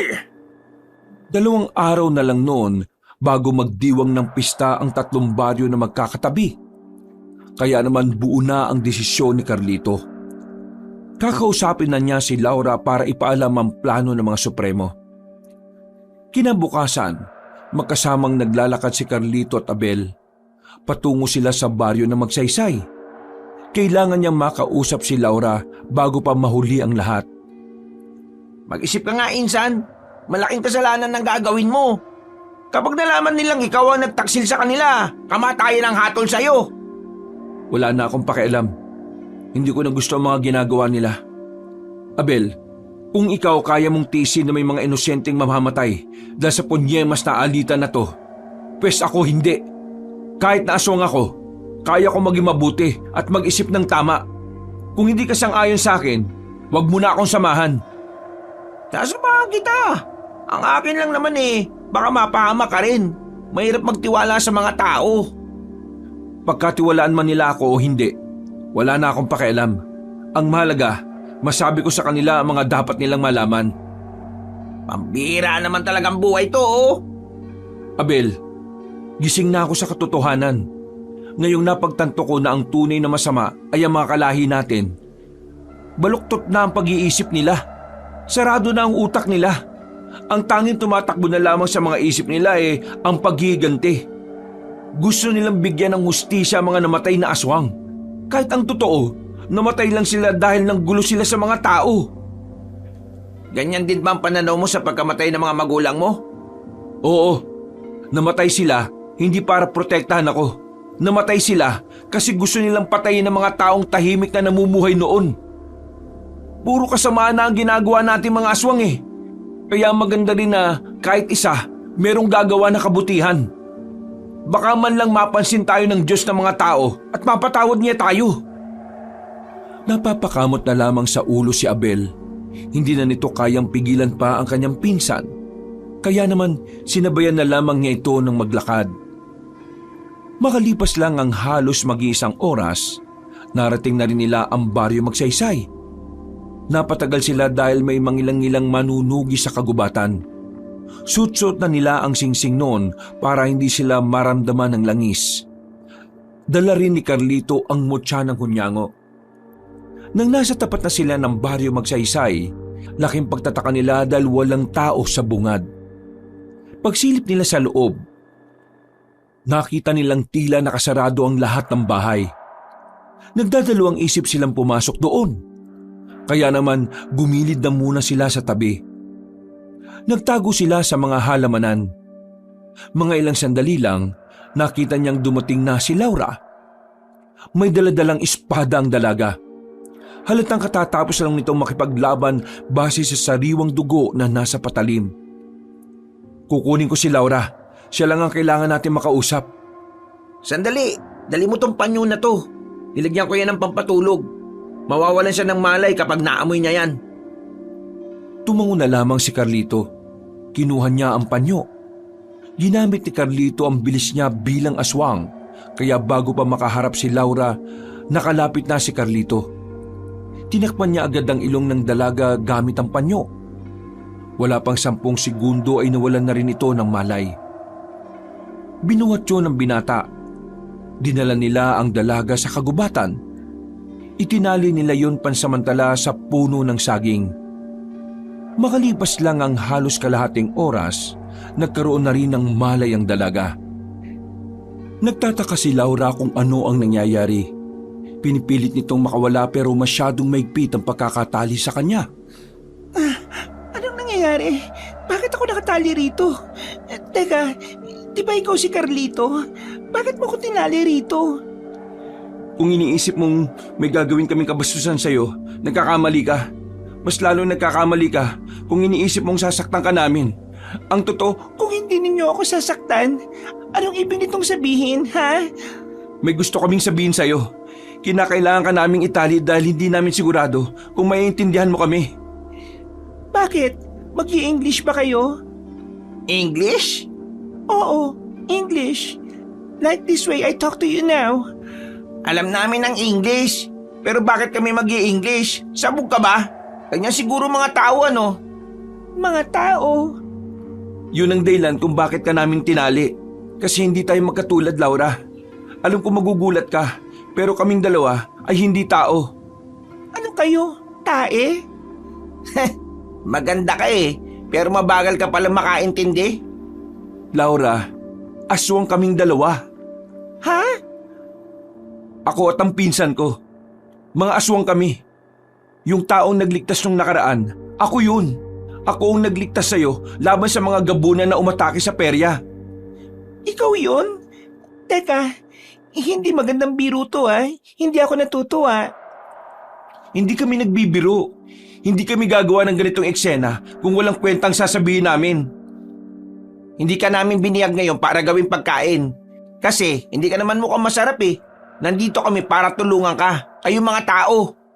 Mga aswang kami, pero kami ang mga aswang na mulat. Kapag sinabing mulat, kami ang mga aswang na iba ang pananaw kumpara sa mga pananaw ng mga kapwa namin na sanay na sa karahasan. Hindi ko alam kung matatawag kaming mabuti pero hindi kami masamang aswang. Ayaw na namin sa sistema. Ayaw na namin ng karahasan. Kaya ngayon, nandito kami sa harapan mo para sana makipagkasundo. Tutulungan namin kayong maiwasan ang binabalak ng mga angkan namin na pag-atake sa inyo. Paano ako maniniwala sa mga katulad ninyo? Mga aswang kayo. Isa pa, una pa lang niloko nyo na ako. Sinabi nyo hindi kayo naniniwala sa aswang pero aswang pala kayo. Malamang, gagawa kami ng dahilan para hindi mo malaman kung ano kami. Ikaw ba kapag pumunta ka sa baryo naming mga aswang, sasabihin mo kaagad na tao ka? Hindi, di ba? Makinig ka, Laura. Wala na tayong panahon. 2 araw mula ngayon, aatake na ang mga kalahi namin. Kasabay ng pista ng 3 baryo ang kabilugan ng buwan. Ang gabi na kung saan lahat ng aswang ay malalakas. Kung gusto mong maligtas sa mga tao, gumawa na kayo ng paraan para makapaganda o para makaiwas. Hindi pa rin ako nakukumbinsi. Kung talagang aswang ka, ipakita mo sa akin. Jesus, ang titigas talaga ng ulo ng mga tao kahit na kailan eh. O sige, kung yan ang gusto mo, papakita ko sa'yo. Unti-unting binago ni Carlito ang kanyang itsura. Lumaki ng bahagya ang katawan nito. Nagkaroon din ito ng malapad na pakpak. Ganyan ang itsura ni Carlito kapag nakaanyong aswang. Para lang sa kaalaman mo, siya na ang pinakamalakas sa mga kaedad namin. Ibig sabihin, pwede na rin siyang maging supremo. Sa katunayan, kapag namatay ang lolo namin, siya dapat ang kapalit. Namangha at kinilabutan ng dalaga. Napangangan na lamang ito. Pero binalik naman na ni Carlito ang kanyang itsura sa dati. Makikipagtulungan kami. Kung kinakailangan na ilaglag namin ang lahat ng plano nila, sasabihin namin sa inyo. Bakit nyo ito ginagawa? Ang pagkakaalam ko, likas kayong masasama. Yung kasi ang itinatak sa isipan nyo. Bakit namin ito ginagawa? Simple lang. Gusto namin ng tahimik na buhay. Umaasa kami na magkakasundo ang tao at aswang. At kapag nangyari yon, saka pa lang kami magkakaroon ng payapang buhay. Kaya ikaw ang kinakausap namin at hindi ang pinsan mo. Kasi alam namin na mas malawak ang pangunawa mo kaysa sa kanya at kaysa dun sa matandang si Tonyo. Laura, matutulungan ko kayo. Lalo na ngayon, meron akong mutya na gamit. Ikaw, may mutyang gamit? Imposible. Bakit imposible? Ang mutya ay pinagkakaloob lang sa tao na may busilak na puso. O di ba dapat matuwa ka? Kasi kahit hindi ako tao, may mutya ako. Ibig sabihin, nakitaan ako ng pagiging busilak ng kung sino man ang nagbigay sa akin ito. Anong klaseng mutya yan? Mutya ng hunyango. May kakayahan ako maging kakulay ang kadikit kong bagay. Dahilan para magmukha akong hindi nakikita. Bukod pa doon, mas naging doble ang pagiging sensitibo ng mga pandama ko. Mas kakaiba kumpara noong aswang ako at walang mutya. Ibig sabihin malakas ka? Malakas ka na bilang aswang, pero may mutya ka rin na nagpapalakas sa'yo? Siguro naman naniniwala ka na. Kumbinsido ka na bang hindi kami masamang aswang? Sige, naniniwala na ako. Pero mas maniniwala ako kung pakakawalan niyo ako at sasabihin niyo sa akin kung anong sinabi sa inyong plano ng mga kalahi ninyo.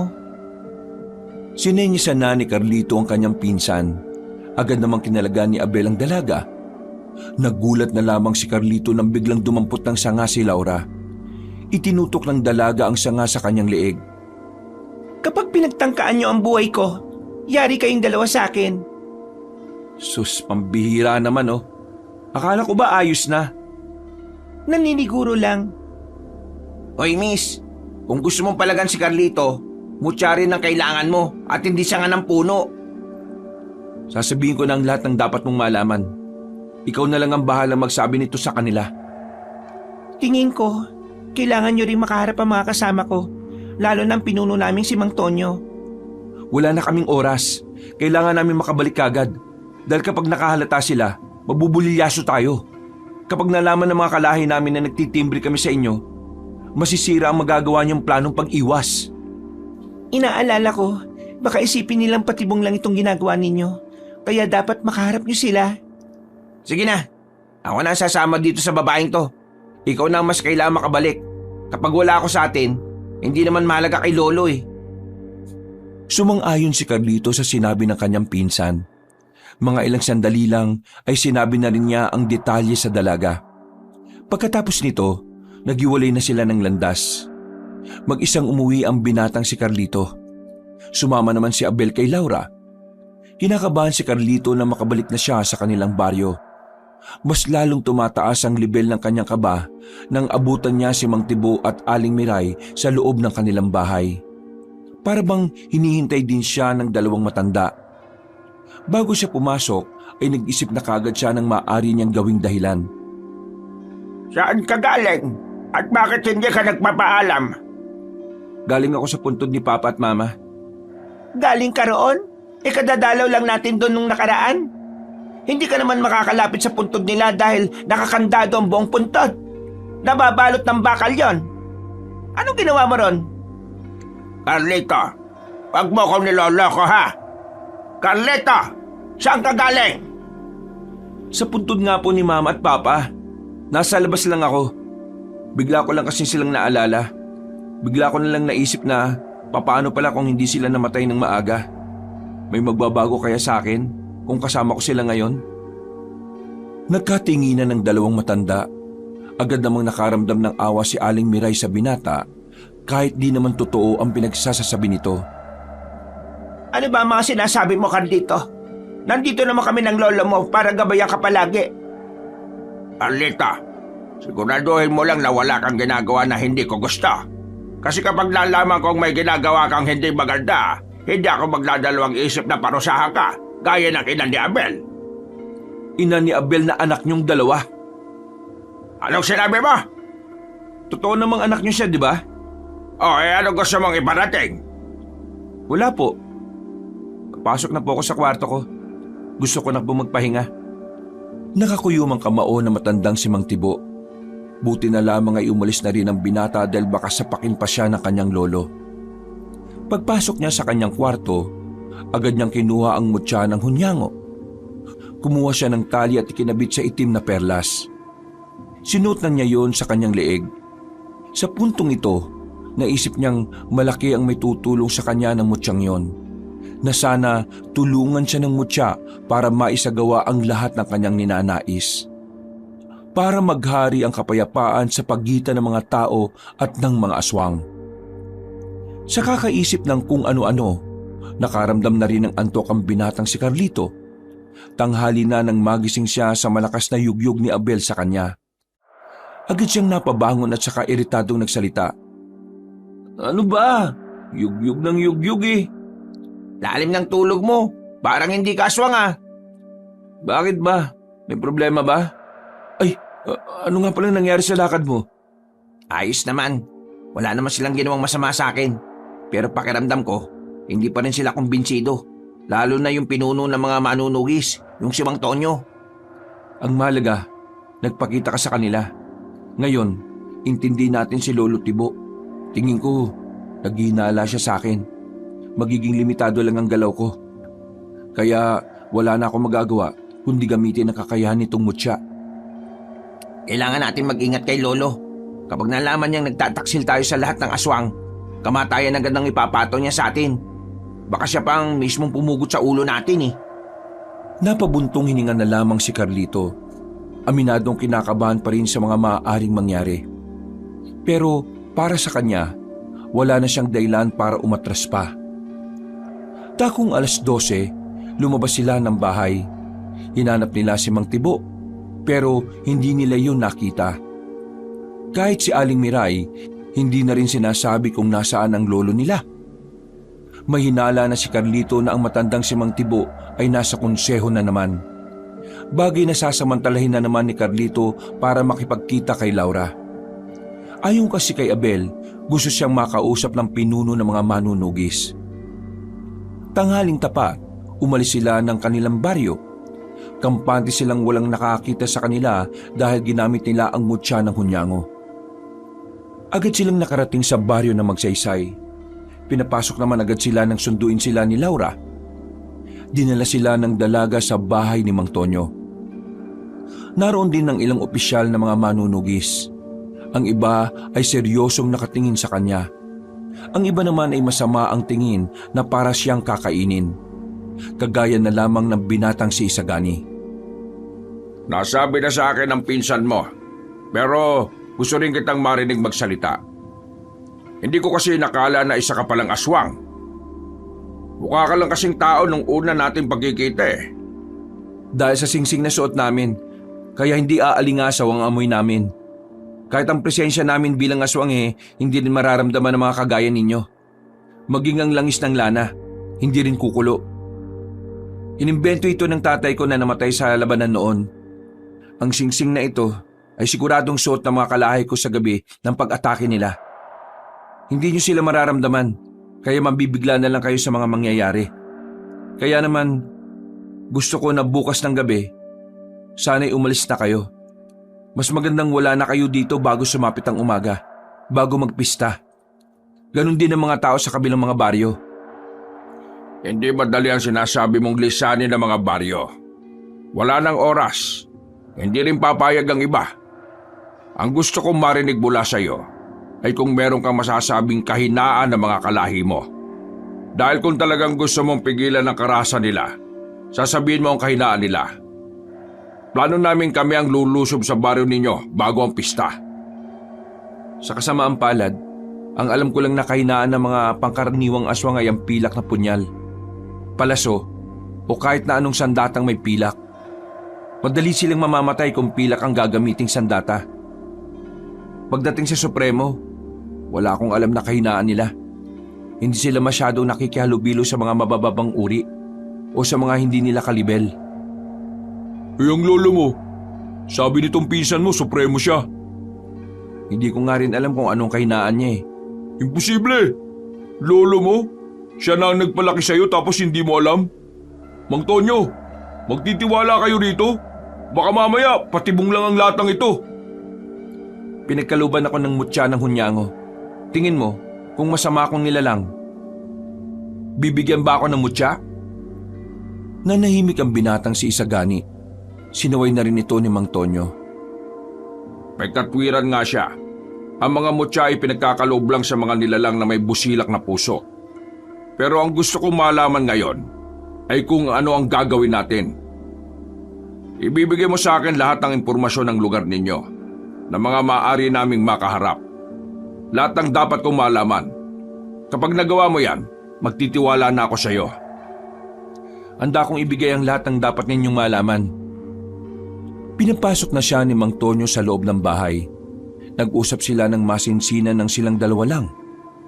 Pinaliwanag ni Carlito ang pasikot-sikot sa gubat at kung anong klase ng baryo ang kinalalagyan ng mga aswang. Noong mga sandaling yon, unti-unti na ring nakukuha ni Carlito ang tiwala na matandang si Tonyo. Kahit na papaano, nawawala na rin ang kanyang kaba. Makalipas lang ng halos 1 oras, natapos na rin ang kanilang pag-uusap. Planchado na ang mga bagay-bagay. Pulido na ang kanilang plano. Maraming salamat at hindi kayo gaya ng ibang aswang. Mang Tonyo, sakaling hindi ko kayo makita bukas ng gabi sa tinakdang oras, isa lang ang ibig sabihin nun. Nabihag ako ng sarili kong angkan. At kapag nangyari yon, mas maaga kayong lumusob. Kailangan niyo akong iligtas. Hanapin niyo ang konseho. Tsaka kung doon ako dadalhin para litisin. Kapag nailigtas niyo ako mismo ang haharap kay Lolo Tibo. Hindi niyo siya kakayanin. Siya lang ang aswang na sa tingin ko walang kahinaan. Tumango na lamang si Mang Tonyo sa kanyang sinabi. Lumabas na rin sila ng silid at saka tuluyang diniklara ni Mang Tonyo ang kasunduan. Nakasimangot naman ang lalaking si Isagani. Hindi na lamang nila yon pinansin.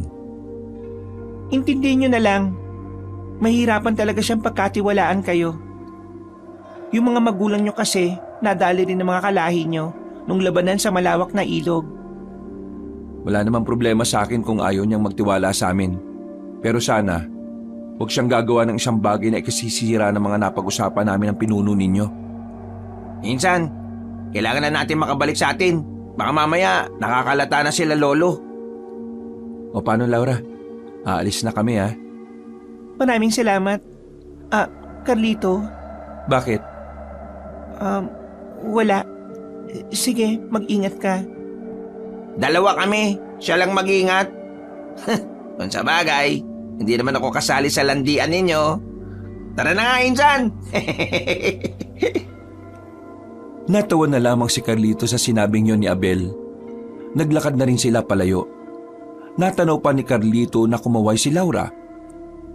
Nang makabalik na sila sa kanilang baryo, nakita nilang nasa loob na ng bahay ang kanilang lolo. Ginamit ni Carlito ang mutya ng hunyango. Dahil dito, hindi na malaya ng 2 matanda na nakapasok na sila ng bahay. Agad silang tumungo sa kwarto.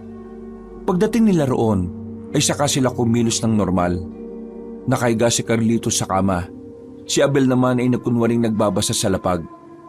Nakadapa pa ito sa sahig. Maya-maya pa, naririnig na nila ang malalakas na katok ng kanilang lolo.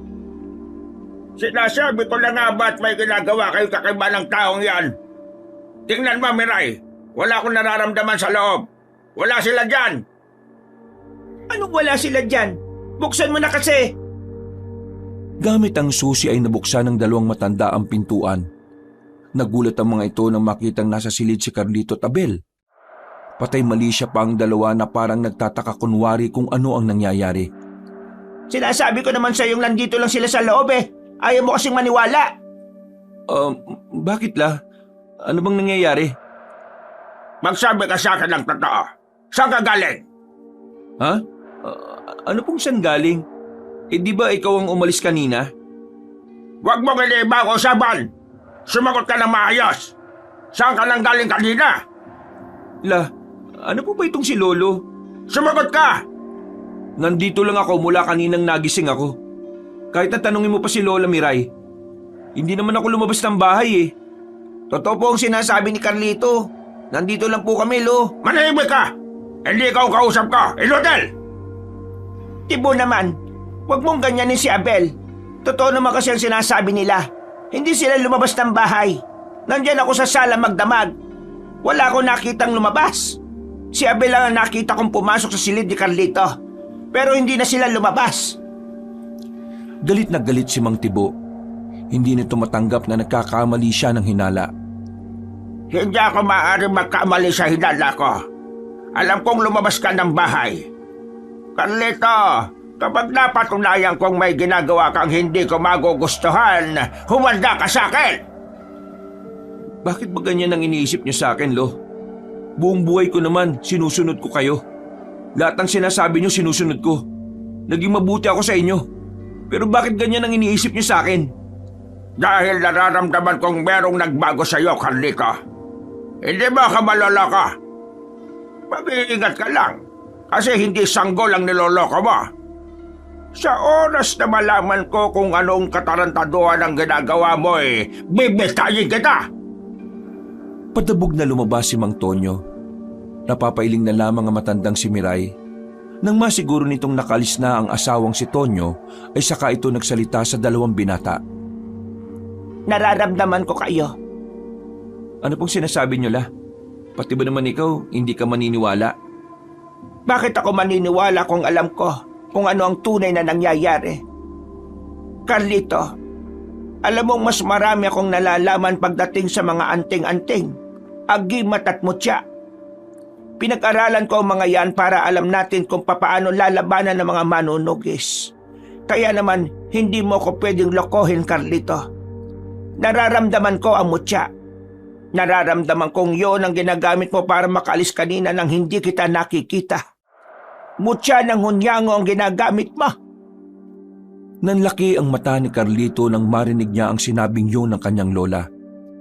Natataranta ang dalawang binata. Dali-dali isinara ni Abel ang pintuan. Kung alam niyo ang tungkol sa mutya, alam niyo rin ba ang ginagawa ko? Alam ko ang lahat. Kung alam niyo ang ginagawa namin, bakit hindi niyo ako pinipigilan? Bakit hindi niyo ako sinumbong kay Lolo? Dahil hindi ko nakilala ang lola mo. Ibang-iba na siya sa dati. Masyado na siyang nilalamo ng pagnanais niyang ubusin ang mga tao.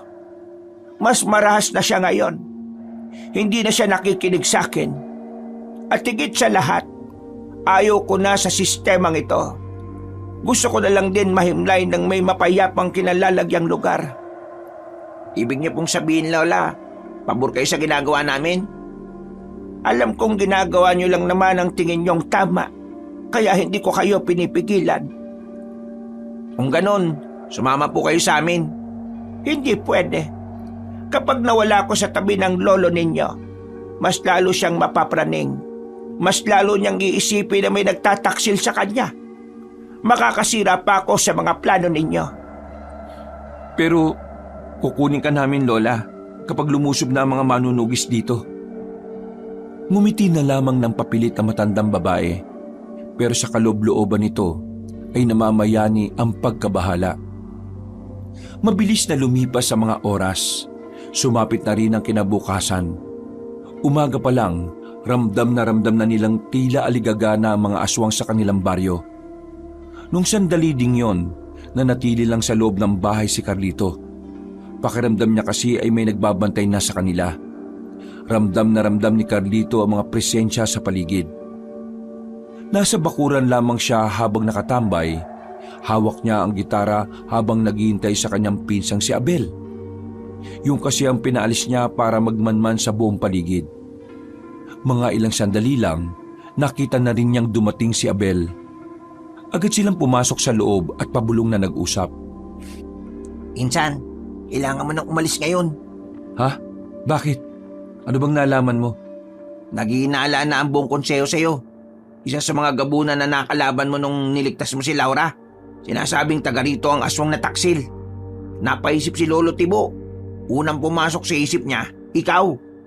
Tama ba narinig ko? Kailangan mo nang umalis. Opo, Lola. Pinaghihinalaan na siya ng konseho. Mismong si Lolo Tibo ang naglaglag sa kanya eh. Hindi ako aalis. Kapag umalis ako, mas lalo lang iisipin ni Lolo na ako nga ang nagtaksil na aswang. At kapag naisip niya yon, baka magbago ang plano nila. At kapag nagbago ang plano nila, masisira naman ang pinaplano namin ni Mang Tonyo. Pero insan, mapapahama ka. Baka dakbin ka kagad nila ngayon. Hindi nila ako pwedeng hulihin. Hanggat wala silang matibay na ebidensya, mananatili akong inosente. Lolo, ayaw pa makinig eh. Sabihan niyo na nga po. Hindi. Tama si Carlito. Tama lang ang naisip niya. Masisira ang lahat kapag umalis siya ngayon. Mananatili ako dito hanggang mamayang gabi.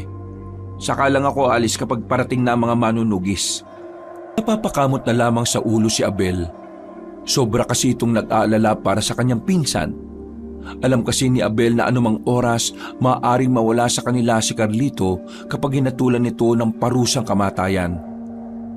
Lumipas sa mga sandali, wala namang nangyaring masama. Hindi dinakip si Carlito. Walang kahit na anumang senyalis ng panganib.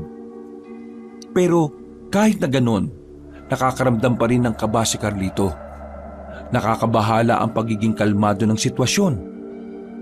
Dakong alas 5 na ng hapon, 2 oras bago ang napag-usapan nila ni Mang Tonyo, tumitingin-tingin siya sa labas. Hindi niya alam kung bakit parang nawala na ang mga nagmamasid sa kanya. Nang subukan niyang paganahin ang mutya ng hunyango, lumabas ang kanyang pandinig at pakiramdam.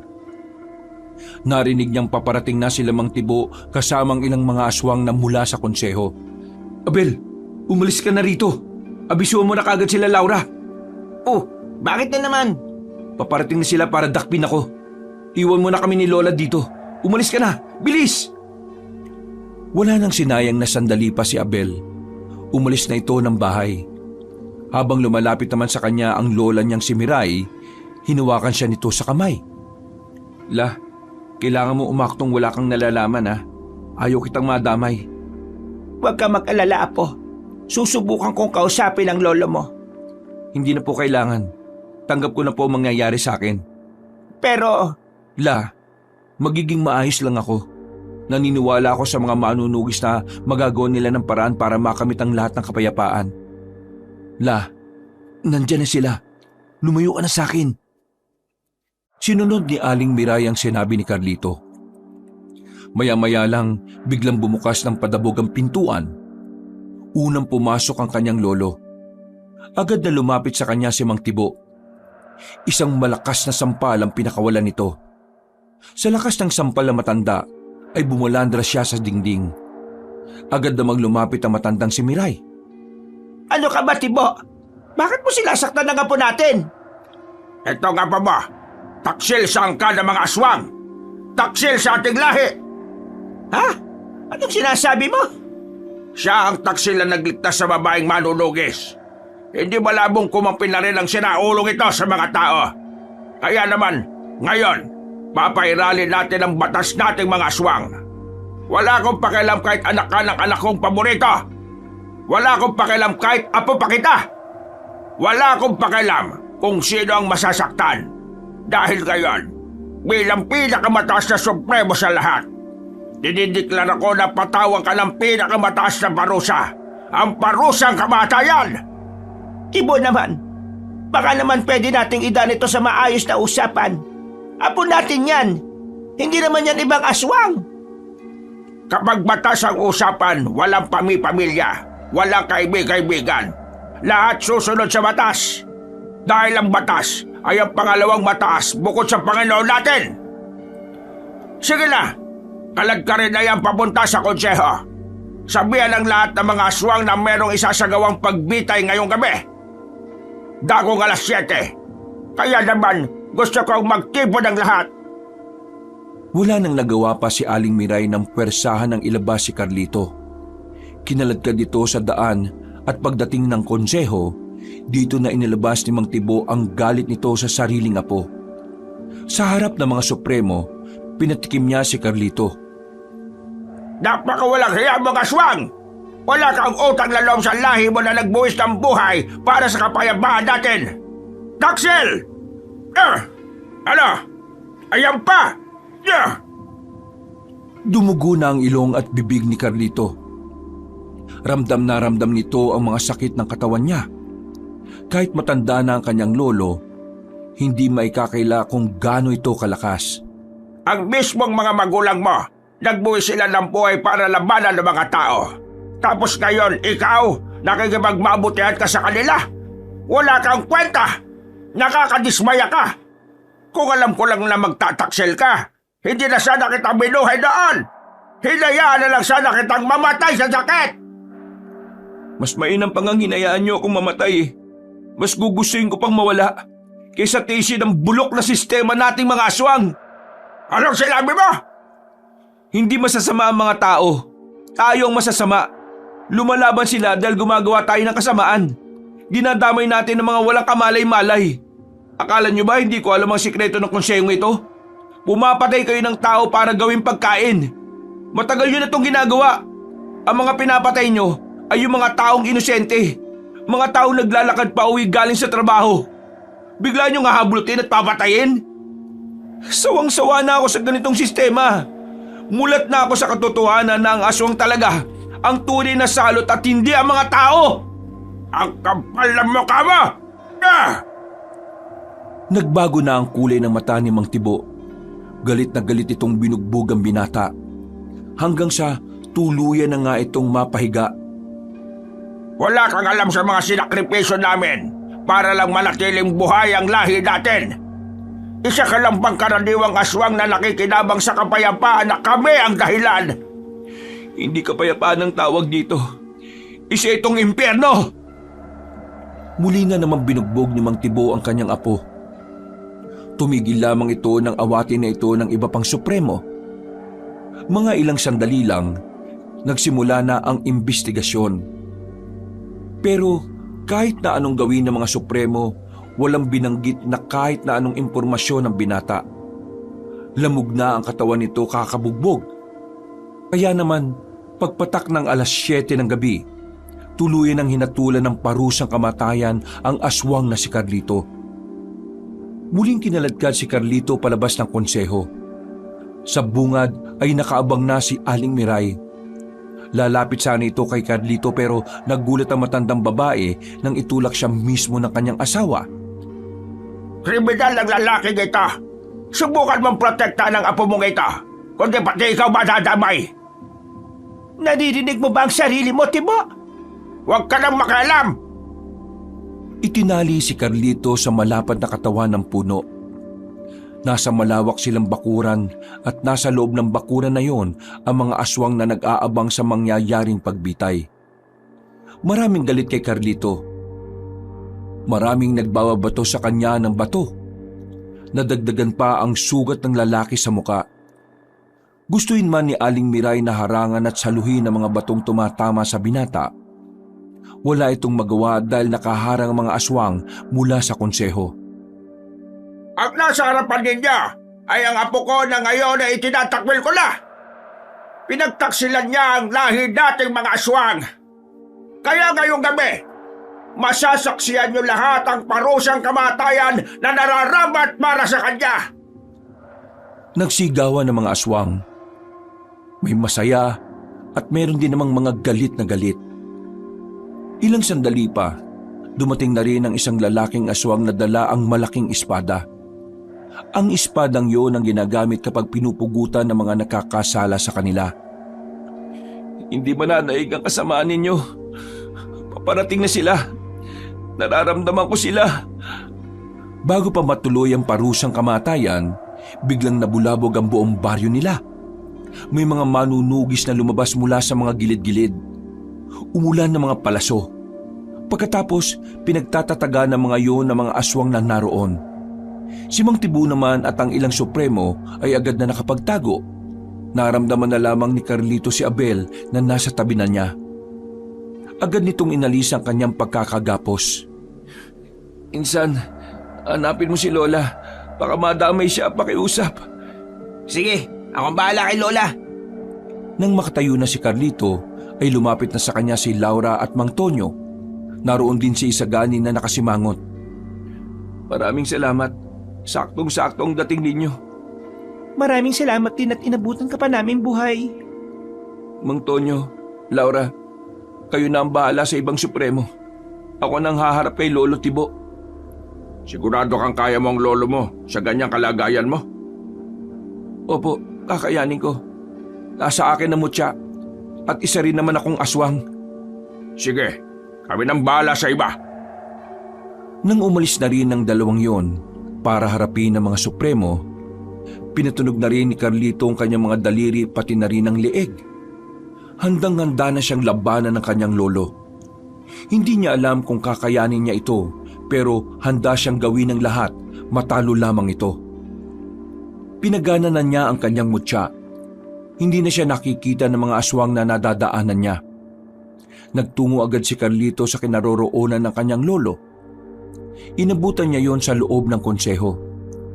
Nagulat na lamang ang matanda nang bigla siyang lumitaw sa gilid. Paano ka napunta dyan? Lolo, alam niyo ba na ang aswang ay pwede rin makagamit ng mutya? Anong pinagsasabi ba? Inilabas ni Carlito ang mutya ng hunyango. Hindi makapaniwala ang kanyang lolo. Nanlalaki ang mga mata nito. Nagpakita naman ng nakakalokong ngiti si Carlito. Ibig sabihin lang nito, kayang maging mabuti ng isang aswang. Kaya maging asal tao ang aswang. Kaya mali kayo nang itinuro sa amin na ang aswang likas na masama.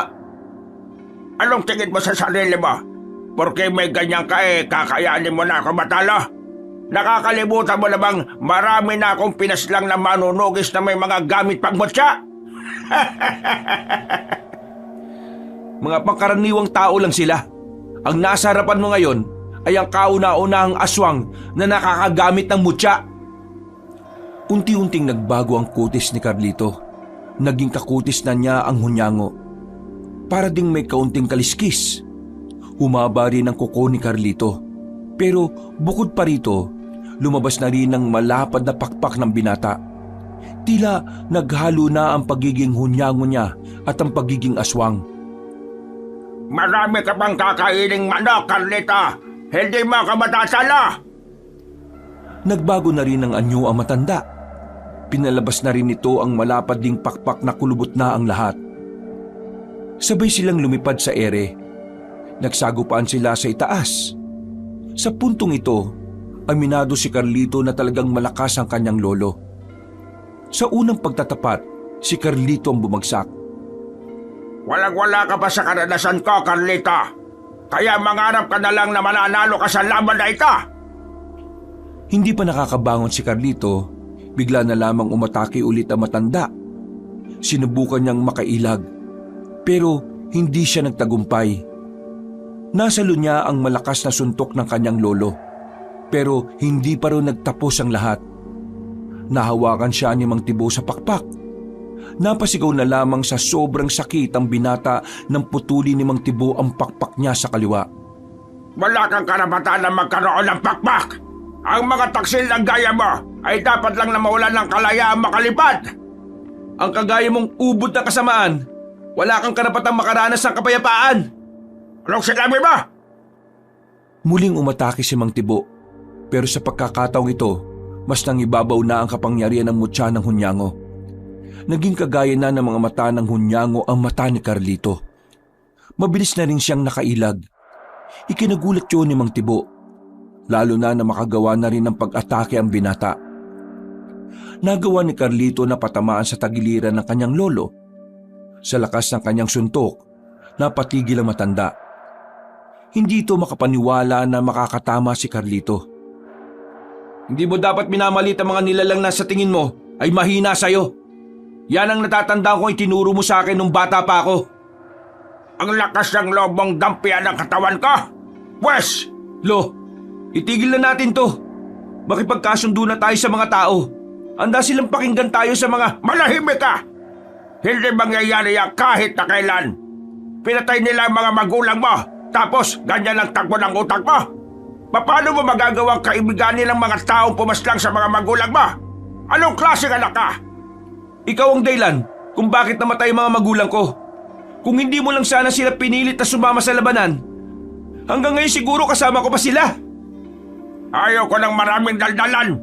Kung gusto mong pigilan ang gusto kong mangyari, walang ibang paraan kundi ang patay na ka. Mas bumilis si Mang Tibo. Sa sobrang bilis, nahawakan nito si Carlito sa muka at saka binagsak ng malakas sa lapag. Hindi pa ito nakontento. Pinagkakalmot nito si Carlito sa dibdib at sa tiyan. Nang makalayo na si Carlito, duguan na ang kanyang buong katawan. Pero hindi pa rin siya nakakaramdam ng kahit na anong takot o kaba. Sa puntong ito, buong buo na ang kanyang kalooban. Kahit na anong mangyari, hindi kita hayaang manalo. Ang lakas ng loob mong magsalita ng ganyan. Nakikita mo ba ang sarili mo? Wala ka nang kayang gawin. Kahit ang mutya na pinagyayabang mo, wala rin kwenta. Umataking muli ang matanda. Mas mahaba na ang kuko nito sa puntong ito. Handang-handa na si Mang Tibo na tapusin ang kanyang apo. Pero sa hindi inaasahang pagkakataon, bigla na lamang nagbago ang ihip ng hangin. Nagawang makailag ulit ni Carlito. Nahawakan niya ang pakpak ni Mang Tibo. Buong puwersa niyang binali ang 2 pakpak nito. At dahil sa kanyang ginawa, nakita niya ang biglang panghihina na matanda. Gumewang-gewang ito. Pero hindi pa nakontento si Carlito. Makailang ulit niyang pinagsusuntok ang kanyang lolo hanggang sa tuluyan na itong mapahiga. Hindi na ito makabangon pa. Lolo Tibo, ayaw ko kayong mawala. Kahit na ano pa man ang nangyari sa atin ngayon, kayo pa rin ang lolo ko. Kaya sana, makisama kayo sa akin. Sumama na kayo sa pagbabago. Magsimula tayo ulit. Tumawa ng mahina ang matandang si Tibo. Hanggang sa ganoong kalagayan, wala pa ring mababakas na pagsisisi rito. Pagbabago? Marami ka pa talagang hindi alam sa tunay na buhay, Carlito. Hanggat may mabubuti ay laging may masasama. Habang pinapangarap ng ibang kapayapaan, may mga buhay na dapat na mawala. Walang madaling tagumpay. Lahat kailangang may magbuwis ng buhay. Walang pagbabago sa mundong ito dahil ang liwanag at dilim kailanman ay hindi magiging isa. Nabuo sila sa mundong ito para kontrahin ang isa't isa. At yun ang kailanman ay hindi mo na mababago. Kakayanin nyo magbago kung gugustuhin nyo. Magsasayang ka lang ng laway mo. Dahil kahit anong sabihin mo, mananatiling buo ang pananaw ko. Sumuka na ng maraming dugo ang matanda. Paulit-ulit na itong umubo.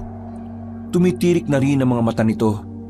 Noong mga sandaling yon, inakala ni Carlito na mamamatay na ang kanyang lolo. Hindi na niya napigilan ng kanyang sarili na hindi mapaiyak. Alam niyang masasaktan din ang kanyang lolo sa oras na malaman na mawawala na si Mang Tibo. Pero wala nang magagawa pang binata. Batid din naman niya na ang pangyayaring yon ay kabayaran lang din sa lahat ng kasamaan ni Mang Tibo. Ganoon pa man, meron pa rin siyang sakit na nararamdaman. Kahit wala na siyang matandaan na may masaya silang alaala ni Mang Tibo, mahal niya pa rin na matanda. Lo, patawad. Dahil kailangan kong gawin to. Tuluyan ng hindi gumalaw ang matanda. Pagtalikod ni Carlito, biglang bumangon si Mang Tibo. Akmang sasaksakin na siya nito ng mahahabang kuko nang biglang may bumaon na palaso sa bandang ulo na matanda. Nakita na lamang ni Carlito si Isagani sa gilid. Napahagulgol na lamang si Carlito. Alam niyang tama lang naman ang ginawa ni Isagani. Kasi kung wala ito, baka siya pa ang namatay.